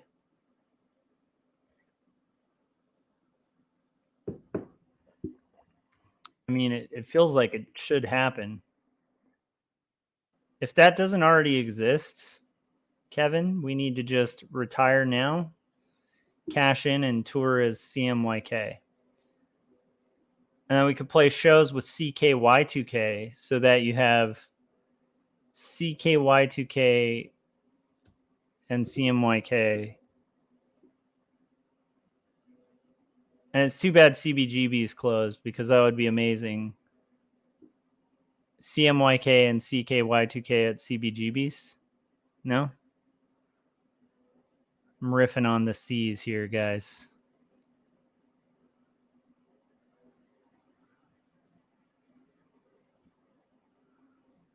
I mean, I don't see why you couldn't have CMYK stand for something. I mean, you have FYP. You have like a lot of classic punk that's like, you know, an acronym. So why the hell not?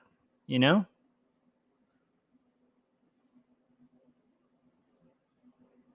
Sign the contract. That's good too. I love that for like a darn it, Kevin. These are great ideas, man. We need to in an alternate reality where we have time, we should make a we need to make this a reality, man.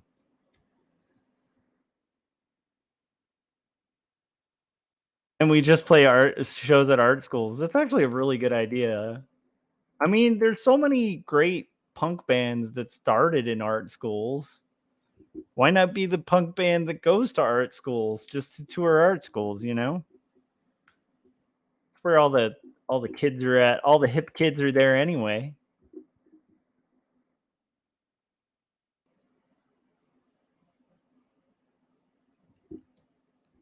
So my first thought, Kevin, you might get a kick out of this. My first thought when I was having like the gallbladder stuff was like like even why I went to the emergency room was just remembering just remembering all the appendix stuff from when you were up here, and I was like, oh man, Kevin almost didn't go to the emergency room, and like that wasn't a good thing. So like that actually helped me make the right choice and like go in because I'm dumb, and I would just have been like probably like laying there in pain and just being like, well, you know, it'll pass.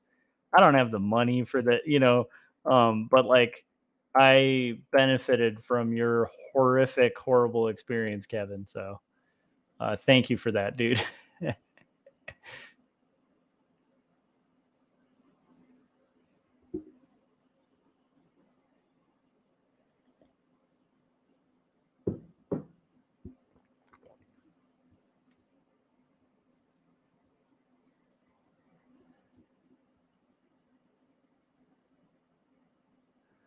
Kevin said, I'm moving BA. You know what I think would be great? Well, or I'm moving Ba. Sorry, I'm actually not getting that one. That might be behind me. You know what would be funny is you could do a song about BFAs too. You're like, put the F in it. Like, you know what I mean? Like, it could be a song that's like making the BFA like a really cool thing.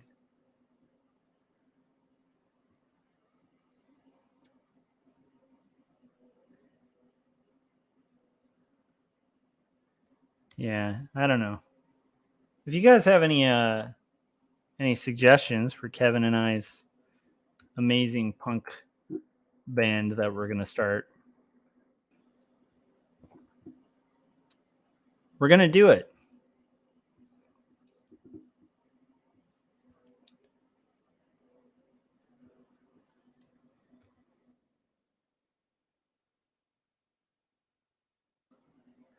Oh, Kevin said I'm moving back in with you. I love it. You should. That would be fun. You're always welcome.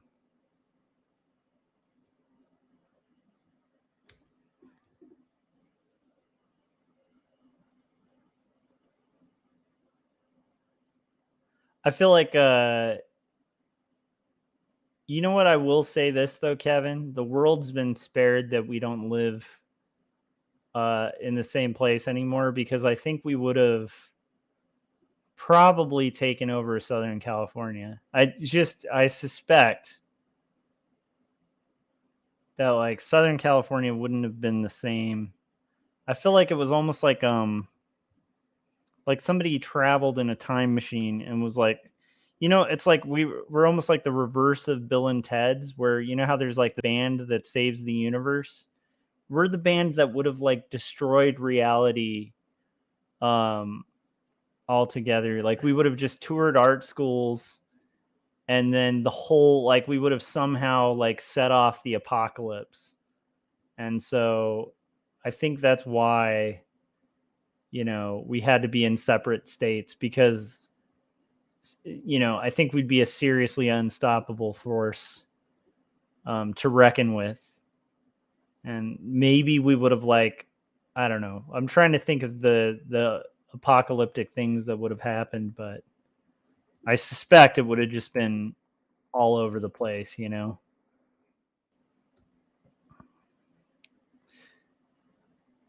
I also think that another good song would be just like color flatting blues. I mean, if we wanted to do like a kind of down tempo one, it could be about I want to skip the flat color and get to the rendering. Right? That's a good song lyric.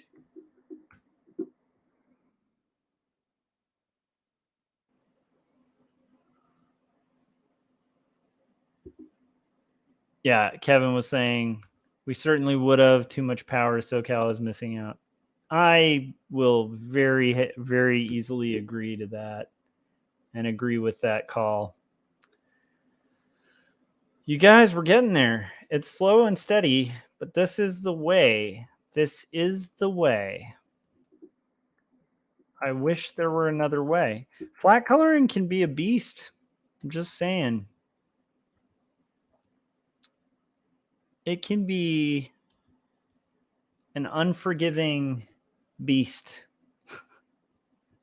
This flat coloring business.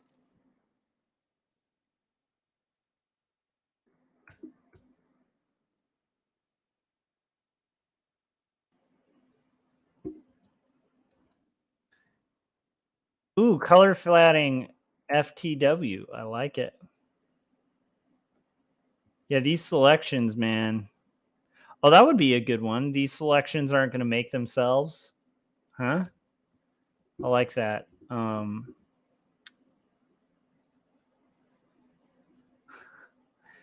Sword Graphics said Sheep Baba. I think joking about Kevin's glitch as he was typing.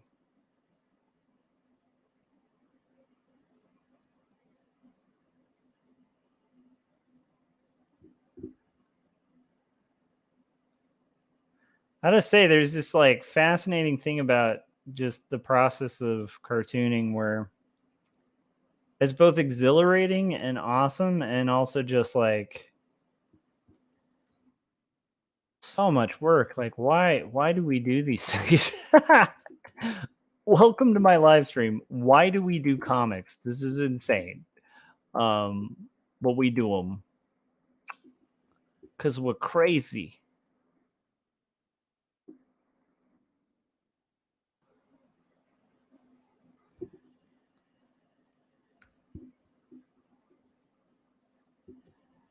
But it's like, okay, so let me just show a real quick example. So again, like, just look at the parts that are finished flatting. That red I need to tone back.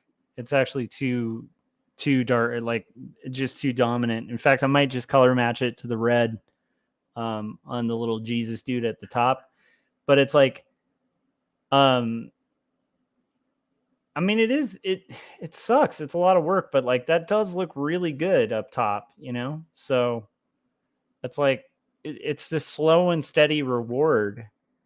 And maybe it's like that gambler's dilemma where you're like, you kind of invest time into these things and then you're like, but it looks cool. Like it's this insane amount of work and it keeps you up late, and you know, you're kind of taking on like an impossible task, but it really looks cool, you know? It's like, but it looks cool. I don't know. I think maybe that's the thing. Maybe that's the thing that keeps us cartoonists cartooning.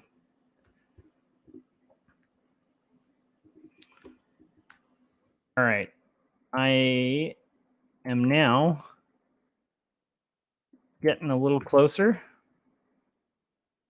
And I want to fix that red. So what I'm going to do real quick, this is just a tip for you guys when you're flatting. If you want to go outside of your selections, not lose, just pick a color that like you're not going to mistake. In this case, I just did magenta. That would be funny if I just left it that way.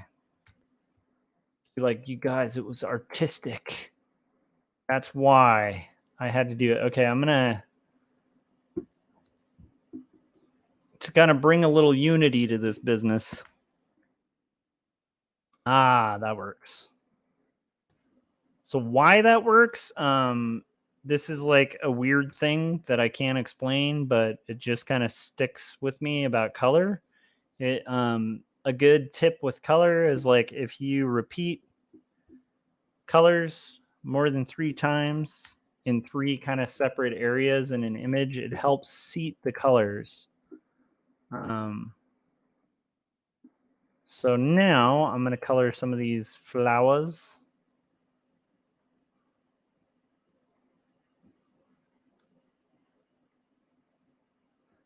there's like this magic of threes in art. It works for compositions. It works for color. It actually honestly works for like character arrangements. It works for shapes.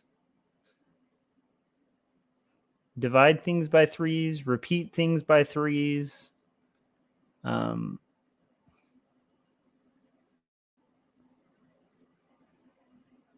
There's like some nutty math to art. I haven't quite figured it out, but the weird thing about art is like there is a math to it. It's not always perfect, and you probably, if you're doing art, kind of like if you're doing music, sometimes you need to play like, okay, so there's discordant chords that you're not supposed to play. And actually, I mean, Kevin's like much more hip to like music history. But from what I understand, there was like specific discordant chords that were actually banned from music for a while. Like I was talking about the weird kind of Catholic Church dominating and kind of almost like destroying a lot of art back in the day, where like you couldn't really draw much for a period of history.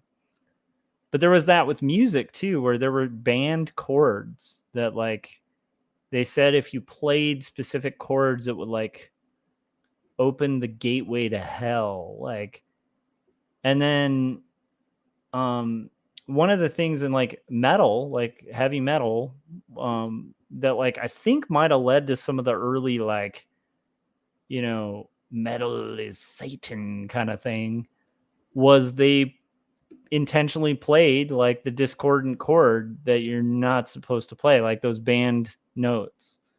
And they happen to make really great art. So my point in bringing that up is like, there are chords that sound really weird or notes that sound really weird. Dad? Oh, hang on. My son's up. What's up, dude? What you doing? I want to get tucked in. You want me to tuck you in? All right, guys. My son just woke up and he wants me to tuck him in. So I am going to put on a trailer because my son is rad. So I will be right back, and I'm going to go tuck my boy in again. Bear with me, and I'm going to put on, let's see, you've got a Jacob's Apartment trailer to keep you company. All right, see you guys.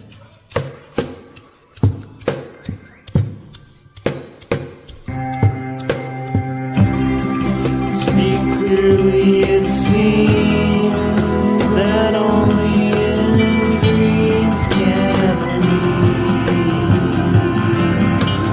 be these things we've seen and walk around breathing things.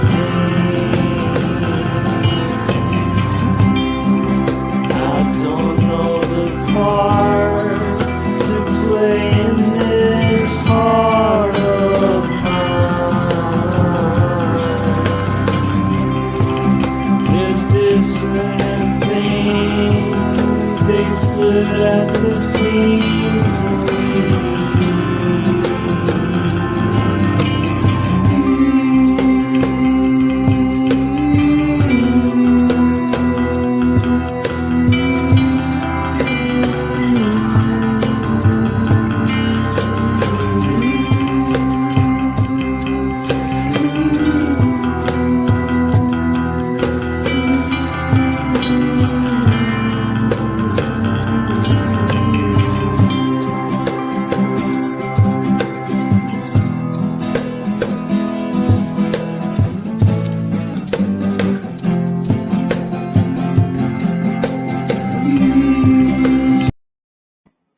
Yeah, Kevin filled in on that. He said there was a band chord progression, so of course Black Sabbath used it to start their first album. Yeah. So anyhow, my whole point. By the way, like Ben's good. He just it's summer and he like was sneaking out of bed and playing with his Legos. He's been really into like building these amazing Lego things.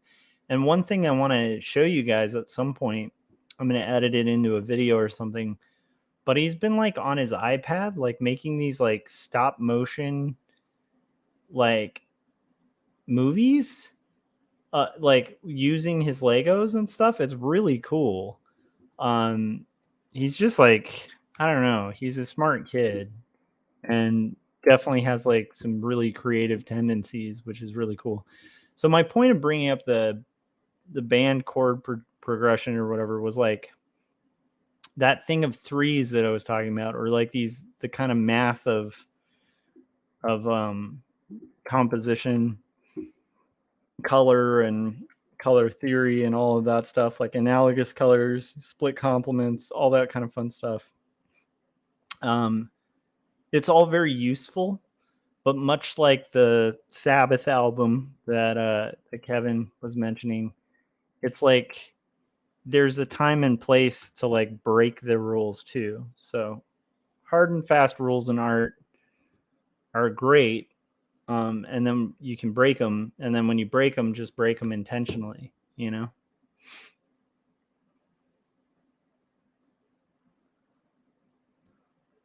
That's like half the fun of art, is like you kind of learn the rules so you can break them. The bad part is if you're not familiar with the rules, then like it like you'll constantly be in that scenario that all of us are when we're young artists. We're just starting out and we're learning aesthetics and stuff, and we start breaking rules and we don't understand why, like, why isn't this thing coming out the way I want it to? And it's like, the person strumming a guitar and all they're playing are like these discordant chords that never resolve because they don't know how to resolve, like, uh, you know, a signature or whatever. And like, if you don't know how to resolve, then like, you're gonna like make a lot of unresolved music and be like, why isn't this resolving? It's kind of like writing without kind of studying some of the more formal structures, so that you can kind of break them. Yeah, rambling, but that made me think of that. Yeah, it's interesting. There was this whole era in time where there was like band music progression. There was like you couldn't draw people, especially like you couldn't draw like normal humans. You could only depict like religious things. And then there was definitely this weird period where like if you depicted religious themes, you like had to be, again, like, if the hand wasn't in a specific gesture, you could be like put to death like as an artist just because of the hand poses. So like every way that the hand was held by the figures, like it's funny, like now, sometimes when I'm working professionally as an artist, I'll feel like, oh, I hate being micromanaged or something like that. But it's like, man, you're never going to be micromanaged like you were, pre Raphaelite painting. Like, oh man, like, art was dangerous. But there's also something cool about that. So yeah, I don't know. Anyhow.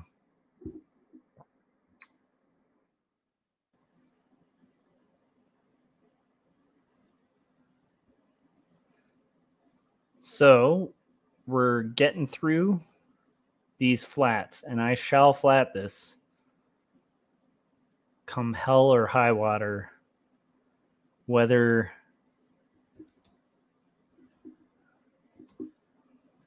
or not I get sleep. This thing is getting flatted tonight. I have to say, like, I actually kind of thought for a second, and I don't know if you guys have this too, but it's like I definitely have this when I work on illustrations or bigger pieces where, like, when I'm working on a comic and I have like a full page, I'm just like, ah, sweet. This isn't going to take that long at all because it's just one big illustration. I don't have to draw 60 rooms. Like I just draw the one. And then, I might just do this to myself by adding more detail than I needed to or something. But it like inevitably ends up taking Now to draw it didn't take quite as long as like drawing a page or whatever, but to flat it, now it's going to take like 20 times longer because I decided to include all these details. But again, like, you know, it's worth it, I think. Let's see here. Oh, it should probably be on the correct layer. That would be helpful. Okay.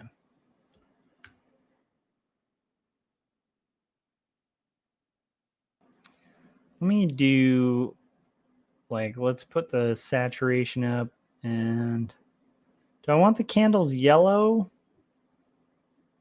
I'm going to end up going over this with like some white too. I have a restriction that I put in place on these pages, and I'm probably going to color hold the area that's, and by color holding, that just means I'm going to paint over the areas of the candle flames here. But I also, I have a pretty hard and fast rule that I can color hold if there's fire. And I can only use white and kind of paint it over for rendering. So that's kind of a useful restriction that I've put in place that I think will help kind of keep the aesthetic like looking kind of old and Victorian. Because otherwise I could end up taking these things to like full out rendering, and not only would I be, you know, in a scenario where, all right, hang on a second. What is that? Is that like kind of a gold thing? I'm gonna make that like a gold thing. I don't know if it is, but I'm just gonna take some liberty with it. I'm gonna make these little things like strange kind of gold platey things that are in the walls.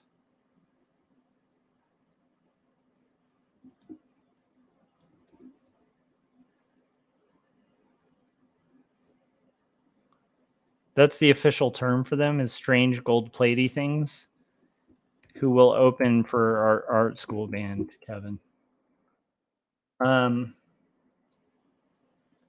Yeah, so I think, let's see here.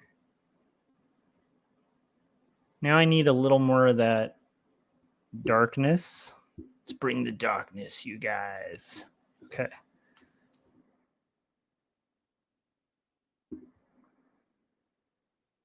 It is pretty cute though. Like, I will have to show you guys the kind of amazing stop motion stuff Ben's been doing. In one of them, he had his Minecraft figures. He has like some Minecraft toys because he's like obsessed with Minecraft, because what 8-year-old isn't? And he had like one of his Minecraft figures with like a sword, and it's like hacking away at a pig, a little Minecraft pig, and then he like hits the pig really hard, and then the pig stop motion flies at the screen.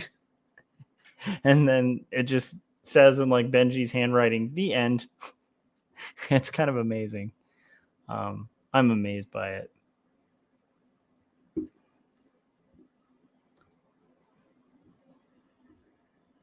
It's kind of cool that kids have access to stuff where they can kind of like make, you know, stop motion stuff. I remember when I was younger, you know, I grew up like not super well off and stuff. So I had like, I knew a few kids at school who had video cameras, and it was always like this luxurious thing to me because I had no access to that at all.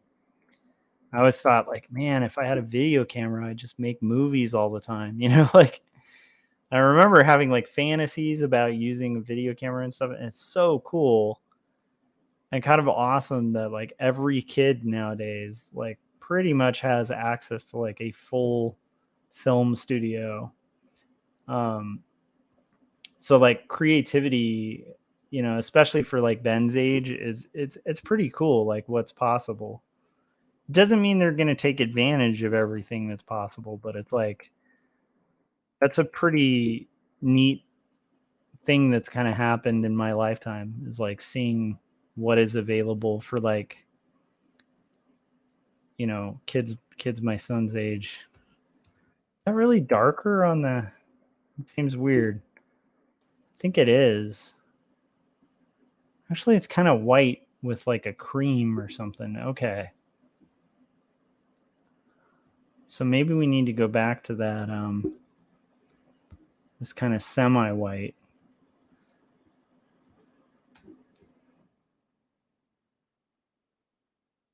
Okay. A couple things I want to do here. I do think I want this whole section to be that semi-white. I'm going to go back in there too. Wait a minute. I don't need to go back in there.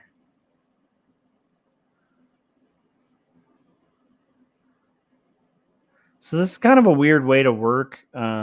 It's not the fastest if you're working with, you know, traditional inks. Like I would definitely recommend use the selection tools like the magic wands to get in there and then do your expand, and you'll literally, you know, this would go 20 times quicker. But this specific style works really well for the style of coloring is kind of necessary for like this rendered, like where I did most of the rendering is in the inks. And so it's useful for this.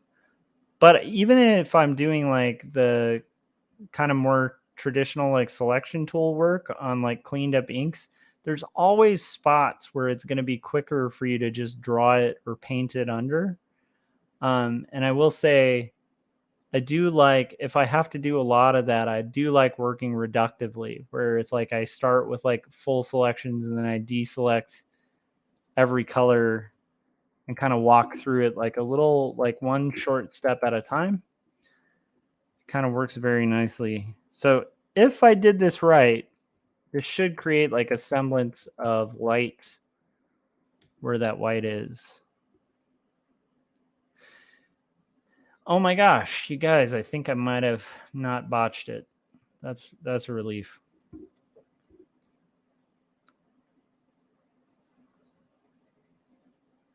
I was a little worried that wouldn't work.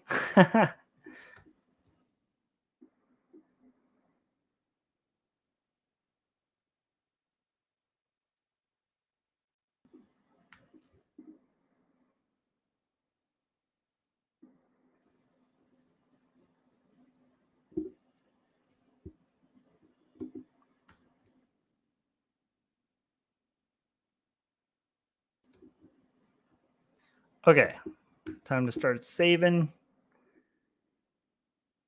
And let's...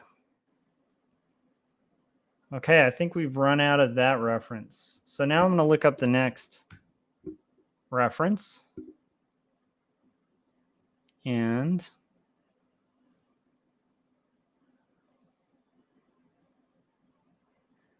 hey, I got my test results. That's good. I'm going to have to sign in. Okay, so after this is done, I'm going to get my test results for my blood work, which is good. Not bad. I know that's exciting, you guys. It's fun getting older where it's like, welcome to my art stream and my health stream, because that's just the age I'm at. So I'm going to basically try to find another reference. There we go. And this will give us a rough idea. I probably shouldn't have done that with things selected, because now it's going to load in the selection. Hold on. Let's redo that. Okay. Like I said earlier, if I have to deselect, I'm just going to make the uncolored parts magenta. I think this is coming out pretty cool. I mean, I know it's weird, but it's definitely got like a very classic children's book vibe to it. It was a bit of a gamble, like doing this style and like when we pitched it, but I'm pretty like thrilled at how well it's been working so far. So there is a little bit more reference for me. So now I can look at the bottom. Kevin said, "Dude, I really hope you're good." Yeah, I think I'm gonna be good. I mean, I am guessing like the doctor was about like 90% sure it's like my gallbladder. And I think he said 80% sure. So that's kind of my best case, but most likely scenario. And in that case, it's like it's a really common non. I mean, it's like it's something you have to take care of, but it's like not a big deal. So yeah, it's definitely nothing to like uh, freak out about or anything. Like I definitely will be fine. um, so which is interesting. I didn't even realize that was like such a common thing until all this came up, and then everybody, like a ton of people I know, came out of the woodwork and were just like, "Yeah, I had my gallbladder removed, no big deal." So I don't think it's going to be a big deal. Um,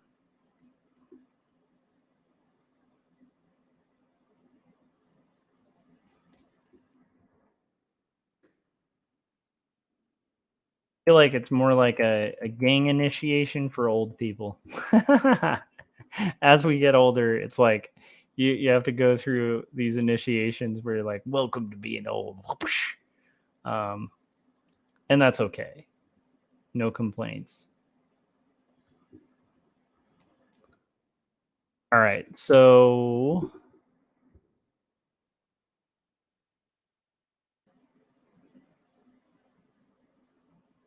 I also wouldn't want anybody like watching this to think that like I don't like being old, because I actually do. I've enjoyed this age more than like pretty much any other age. Like I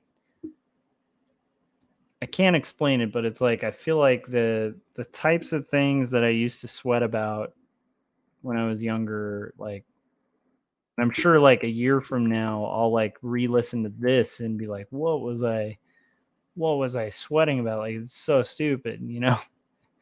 But my point is like I kind of enjoy um the things that come with age, and you know, the other stuff isn't fun, but I'll take it because it's worth the extra other cool things, like, you know, I don't know. Welcome to Lamenting About Age with your host, Joshua Kemble. All right, so these flats are rocking. They're getting there. We're getting so much closer. This is like exciting times, you guys. Exciting times. And this is actually one of my favorite times to be doing flat colors, is like when you start getting that point where you don't have a ton left and it's starting to look pretty cool. Um,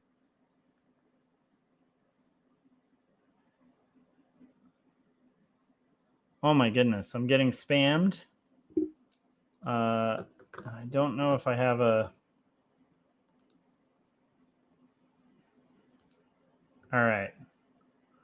I just had to block.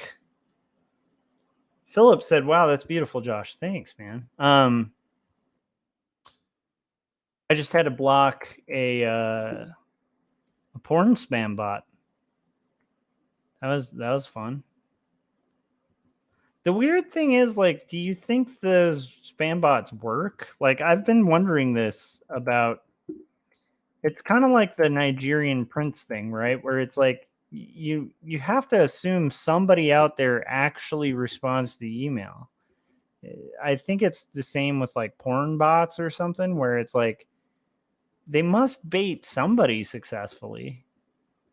I don't know a lot of people going to like YouTube chats.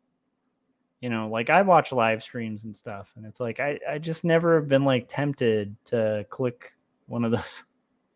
But somebody's got to do it. Like it must work if they, you know, if those bots exist. That's the part that's awfully baffling to me. So anyhow, maybe I just picked the wrong career path. Maybe I should have built some bots.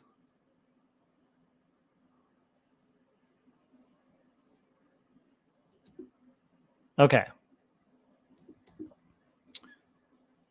So a lot of this is going to be a little more abstract in this area, and that's okay, because it's like a lot of that main detail needed to be at the key at the top, right? As it kind of comes closer to the ground, we really don't have a ton of clarity. So, and it's all darker, which is kind of nice. So I can do a lot of stuff that's just variations of these two grays.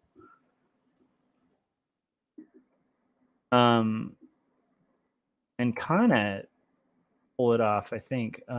Let's do like a darker again.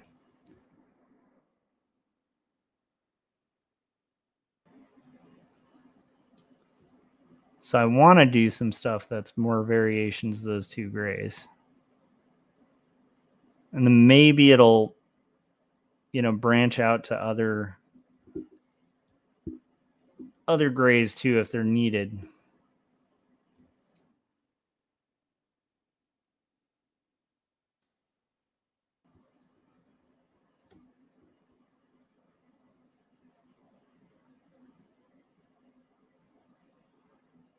So hopefully I didn't, in blocking the porn bots, also block, the people watching this channel. That would be hilarious to have the big reveal at the end, because people have been showing up to my streams. It would be funny if like it's like some Kaufman film, like Charlie Kaufman flick, where like at the end it's like revealed as like the whole time all your people listening to your show have been porn bots. That's like the Black Mirror episode.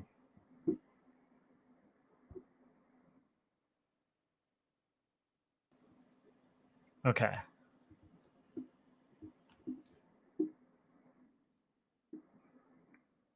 Okay, so we have some of this starting to come to fruition.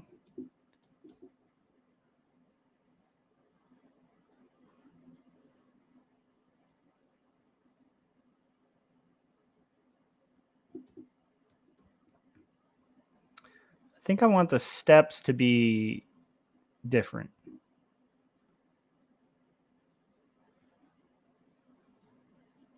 I think I do want this.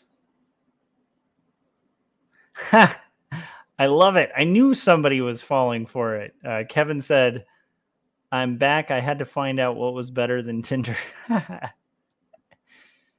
Was it false advertising, Kevin? Did they stick to their word? You know what's better than Tinder, you guys? Jacob's Apartment, my graphic novel. It is easily better than Tinder, and I would recommend you guys pick that up. Find your romance in Doomed Romance. I think that's a pretty good pitch. I think I'm going to shift my pitch tactic.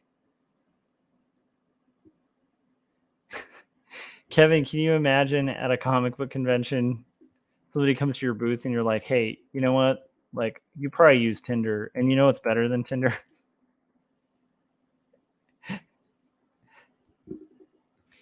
I'll tell you what's better than Tinder. Monkey Mod. That's better than Tinder. You know what's sad is just the fact that I'm saying that will probably demonetize this video. But you know what? That's the cost. Them's the cost of doing the YouTubes.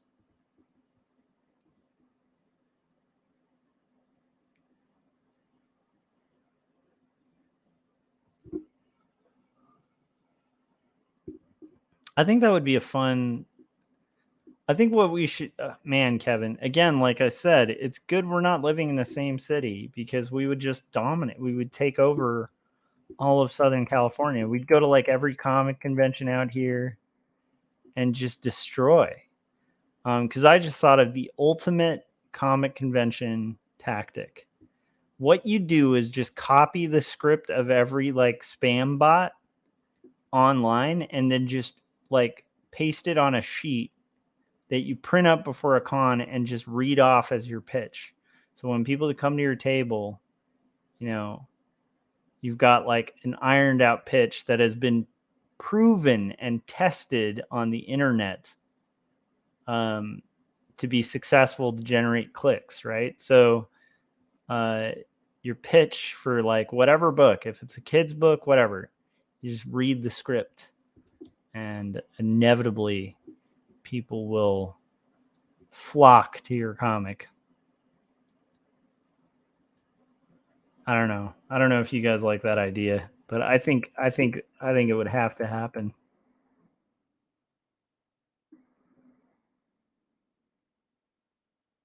You guys.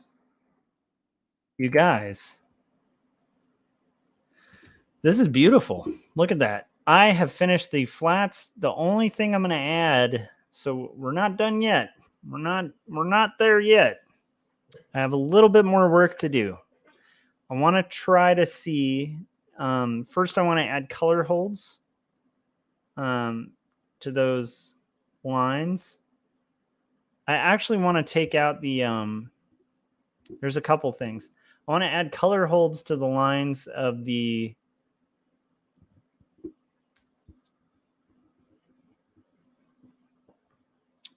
yellow, and I want to take out any black from it. This is just a tip, you guys. If you have any black or any cyan in your yellows, they will print kind of greenish. So to avoid that nightmare, I'm just pumping up the yellow a little bit on that. So that's good. Now, what I'm going to do is I'm going to color hold those flames on those candles. And then I'm going to add some white rendering to it. I'll show you guys like a little bit. But it'll probably look something like the pencils. And I don't want to overdo it. So that's going to be the challenge. But it's going to be something like if I went to Robert's face and just show you guys real quick. And this is kind of the fun stuff. But it would be something like this, where I'd be adding like a little bit of a highlight. And it's not going to be much, but it would be like just a semblance of like lighting that's kind of hitting, but not too much to where I'm like washing it out. So with a little more skill than that. But that's the last section. So it's just going to add a little punch, just a little punch of light. Because this is a big page, so I feel like we need a little bit of that. But before I get into that, I'm going to put on the trailer for 2 stories. I think the last one I played while Tucking in Ben was Jacob's Apartment. So I'm going to put on the trailer for that. Then we're going to come back.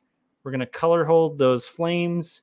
And then we're going to see if it's overkill to add the white rendering, just to add like more of a sense of light coming from those windows and casting on kind of like rim lighting on all of the characters. So here we go. Here's the trailer, and then we'll come back and we'll power through the rest of this page. And to everybody who's tuned in now or tuned in after the fact, I appreciate you guys watching the stream. And yeah, I think this stream, I could say, is officially better than Tinder. So, okay, here we go. And I'll be right back.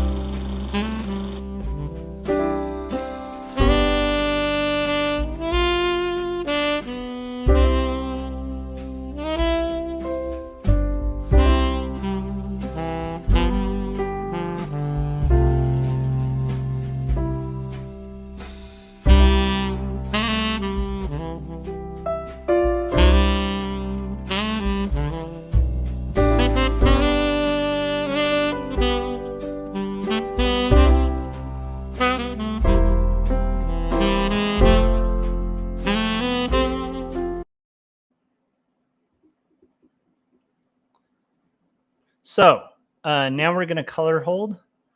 So what I did was merge my lines to my shading.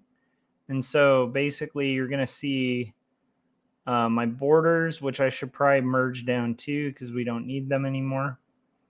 And I'm going to be as bold as to save that because I already have an alternate version that's just the pencils on multiple layers just in case I need to go backwards.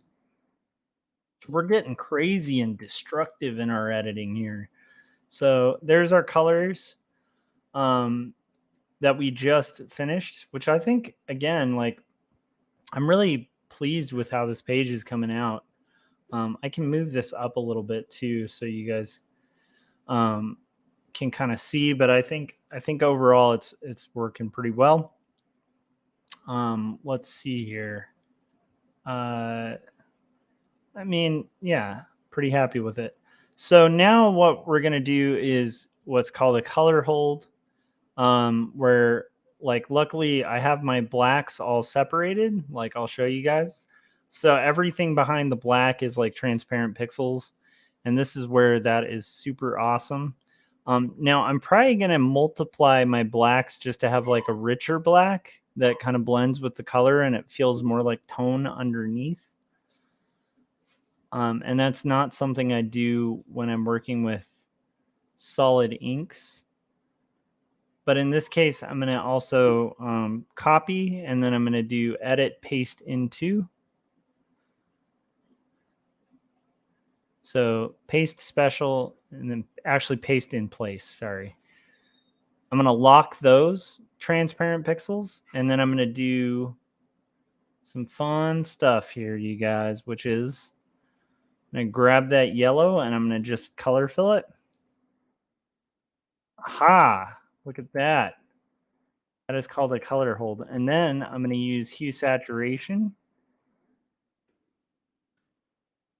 And I'm going to just pump the lightness down a little bit, pop up the saturation, pump the lightness down a little bit. Might go a little more orange and red. And it's just a little detail, but it's going to work pretty effectively. Now, I could try that, or I could try doing, it doesn't look like glowy though. So I kind of want to do maybe going the reverse. We'll see which looks better. In fact, I'm going to just make a copy of that. And I'm going to test out a different approach, which would be going lighter, which would probably give the sense of light on the candle. And we'll see if that works. So it almost looked like I went over with white pencil. And I kind of like that. And I'm almost wondering if I should just go straight white with it. And let's see, which do we like better? White or kind of this? I think maybe an in-between where we do just a little bit lighter on this, up the saturation, and that's going to be where I go. So, okay, we got our color holds on those little candles. Done. Now, we're going to go in with some lighting, and I'm going to label this layer lighting. I'm going to label this color hold. I'm going to put my shading on multiply. Ooh, look at how much that color pops now. Look at the pop of the color. All right. So we made it pop, you guys. We really did. So now I'm going to add just a little bit of lighting. And we'll see how that works. I'm going to start with the figures, the main figures first, and then we'll see where we go. If I really want clean edges, I could use my flat colors, but I kind of want this to be a little more freeform than that, and then we'll see if that works. So I'm just going to add like some subtle, I don't want to overdo it, and that's the catch with this lighting. Like, when I've done this on previous pages in this, there's a certain aesthetic where I don't want these to start looking like image comics where they're like super rendered. I want it to feel Victorian. I want it to feel period appropriate. And so there is a point to where like I could overdo it, and then it's going to start looking kind of like the cover of Jacob's Apartment, where it's like more of a traditional, just full color thing. And like that kind of ruins the whole purpose of that. I do want to establish the rim lighting a little bit, and I think this might reinforce that. And that might be overdoing it, but we'll see. So now we're just going in, just like as if we're going with like a white colored pencil. And we're just going to add a few little details. And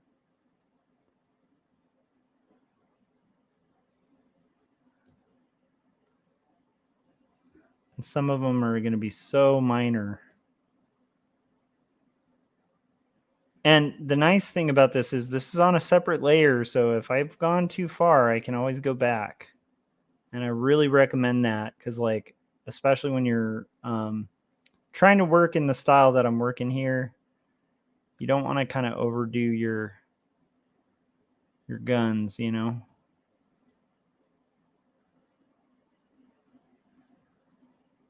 So if I were doing this less of this frog and toadish way, I would definitely be using those flat selections to kind of create a harder edge at the part that I want to have a hard edge, like the clean edge of her hair. But since I'm doing it so subtly and so light, I think that it can work a little more organically. And it'll have more of a hand done kind of look to it, I think, which is kind of the goal of a lot of this stuff. Like I want it to look like black Prismacolor, stat cammed, and then with flat color tone. You know, if even stat cammed, maybe this was like etched, you know. It is pre-stat cam, I think. The whole Victorian era. And that's kind of working to bring a little bit more light to it. See?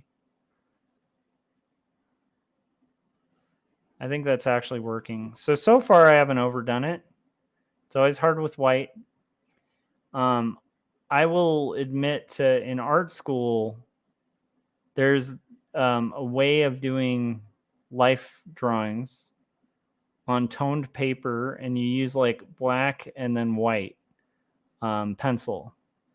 And I am the guy who like I would always abuse the heck out of that white pencil. So it never. The problem was I when I was younger, I wouldn't let the gray of the paper kind of do its due diligence. And so I always keep that in mind when I'm doing something like this, being like, don't just kill it with white. Like, but the nice thing about working in the style that I'm working here is like the rendering does a lot of its own work. Like it's going to do a lot of the work itself with just a little bit. It's going to go a long way. So that's my hope. But I also don't want to butcher it. So that's why it's really good to have this on another layer. Kevin said I was also a white pencil abuser back then too. Yeah, and it was really bad because you'd get to a point and it's like white Prisma usually. Or maybe you're using like one of those like white kind of charcoal-y sticks, but they're like not really a chart. It's like a Conte crayon. But anyhow, you get to this point where you realize you'd abused it, and there's no pulling it back because you're not going to be able to like erase out all the white. So you kind of like push it too far, and then you're like, oh crap, I killed it, you know. The beauty of digital, man, there's a lot of beauties to digital, but the beauty of digital is you can push and pull. The thing to keep in mind with digital though is like you can push and pull, so you can nitpick color like for forever, you know. And I don't want to do that, but also this is the wedding scene of these two main characters that we're gonna live with for a little bit. So we want to make it somewhat significant. So I want to give it a little more pep, a little more pop to it. You know what I'm saying here? It's kind of a joke because there's,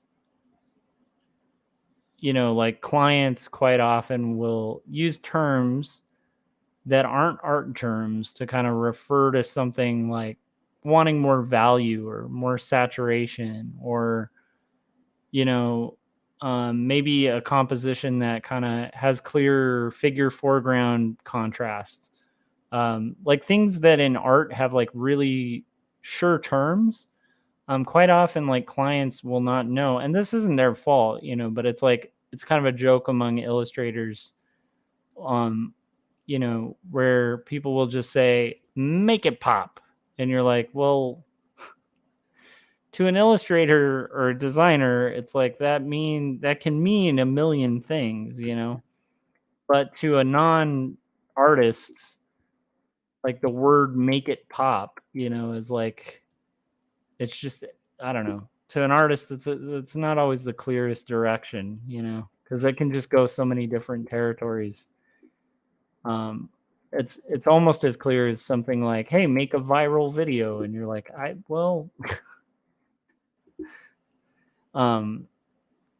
but you also learn, like with as you become more seasoned as an artist and stuff, you start learning what it is they mean when they say "make it pop," and then you make it pop, because maybe it just needed some more clarification. So her face here is actually doing exactly what I was talking about with the tone paper, where it's like, I think for her, I need to really focus on just the edge here. And then I think like just a little bit maybe at the corners. I do like this style though. I feel like it's got like a Sendaki vibe to it too. And it's fun. This is a style I know how to work in, and I rarely get the opportunity to work in. And I thought it would be fun to work in. We pitched it because I haven't worked in it as often. I didn't know if I'd be able to pull it off, but I think it's coming along okay. So yeah, it's not too bad if you don't ask me. It pops pretty well, I'm making it pop.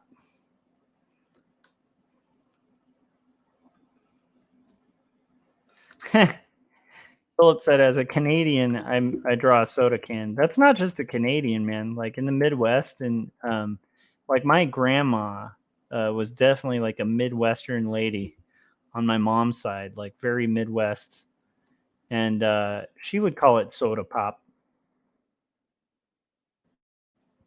And then on my dad's side, everybody called, regardless of whether you were drinking a Coke or not, just everything was called Coke.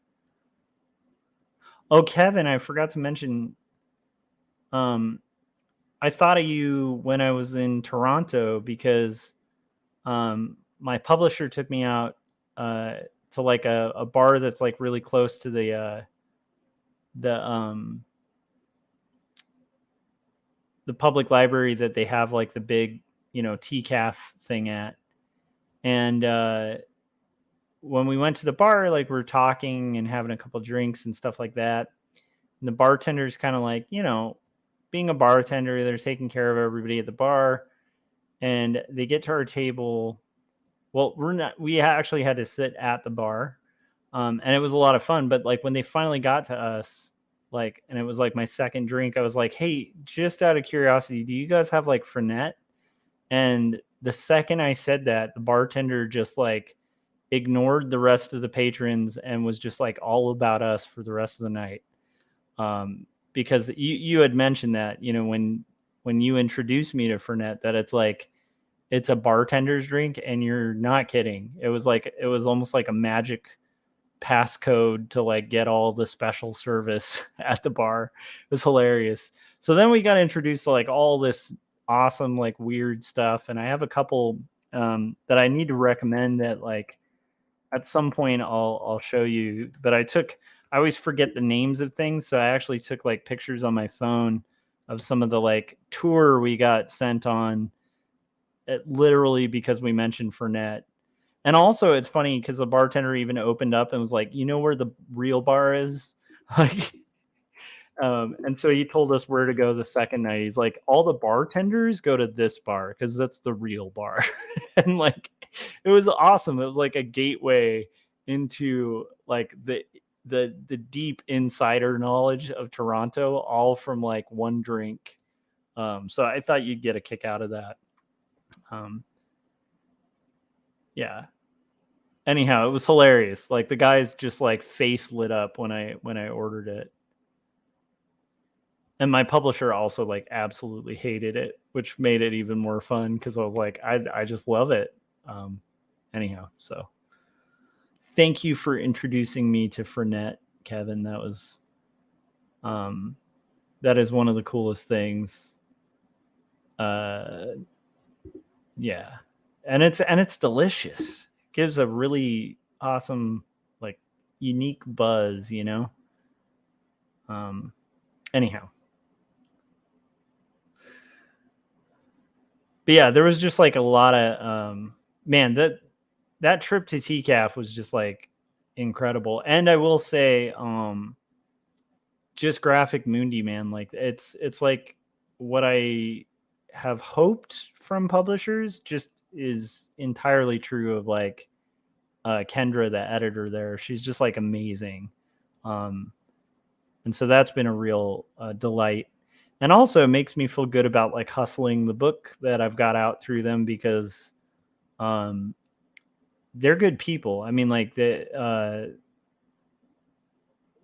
Kendra, the editor there, loves books. And to me, like, yeah, like it's kind of refreshing, you know, coming from like cutting your teeth in illustration and, you know, having done books and book illustrations before to like work for somebody who like literally just is in love with the books they publish. That's very cool is all I'm saying. So it was a good experience. I think I need to just barely add a little bit of highlight here. I want it to be kind of so, I know it's weird, but it's like I want the lighting on this to be like almost so subtle that it's like you almost wouldn't even notice there was white on it. I want it to kind of feel like background in a weird way. But I want it to be there. So there's a couple things, but I really want to highlight the two light sources going on. And why two light sources? Because I mean, this is definitely not done in a Charles Burns style, but if I think about like rim lighting, it's like Charles Burns, you know, like it's just, I don't know. Rim lighting is a very like, to me, yeah, it's just always been fun.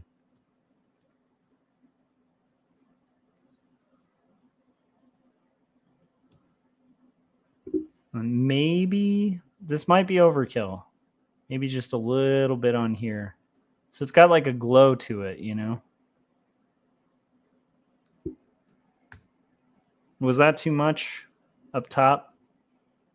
Did I cross the boundary? That might be too much up top. I mean, it definitely is glowing, but let me check one thing. Okay, let's delete it and then back. That was overkill. I don't need to color the parts up there. And honestly, in reality, the light source isn't going to reach that far. Maybe I'll kind of pretend there's a little bit of light cast on there. I kind of like that. I think that's it.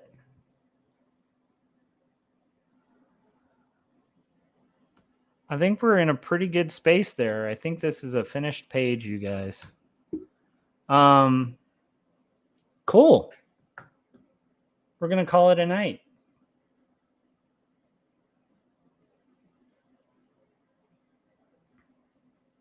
Kevin was saying everyone hates it, but me, you, and bartenders. Yeah, I don't know. I love it. It's got like a tea kind of vibe to it, but it's great. All right, guys, I'm gonna call it. It's I appreciate you guys hanging out with me while I color this page, and I'm pretty good. Yeah. And then I think Kevin was talking about that color at the top was taking away from the main actions and characters. And you know what? Actually, I'm not done because I want to see if this. Yeah, I think this needs to be toned back too. Like, it was nice to have that glow, but I think even that's good to get rid of. Let me see. Yeah, I think those need to go too. Because again, we're not trying to highlight that type. As cool as it is, we're trying to keep the focus on the characters. So, and on the text in the center, which I think this does. So I think we are good. All right. Is there anything else that I should? I think we're good. Okay, so we're gonna save, and then we're gonna call it a night, and I will upload this for my publisher, and then tomorrow. The nice thing is I'm all caught up on thumbnails and roughs. I finally met where my roughs are. So on the next live stream, I know that tonight we'll be doing Artcasters. And then on the next live streams following, I'll probably be doing like historical research and roughing and thumbnailing the next like 10 pages or so. So that should be fun. And like, I will say that makes for really fun live streams because those are usually the live streams where I'm like looking for a Victorian boat from 1850 and like everybody in the chats helps as well. So that'll do it. I will see you guys on the next live stream. Kevin, it was great to hear from you. Philip, it's always awesome to hear from you. Thanks to everybody who showed up earlier in the show too. I know Drawn Sword Graphics, Gary Hodges, Landon Huber, and like all the other crew that showed up. I really appreciate it. And Philip said, alrighty, I'm up for another half hour myself, but it's been fun listening in. Well, it's been fun having you in here. And I hope you guys are making progress on your own work and are safe and healthy and taking care of your gallbladders. And I will see you guys on the next stream. Bye.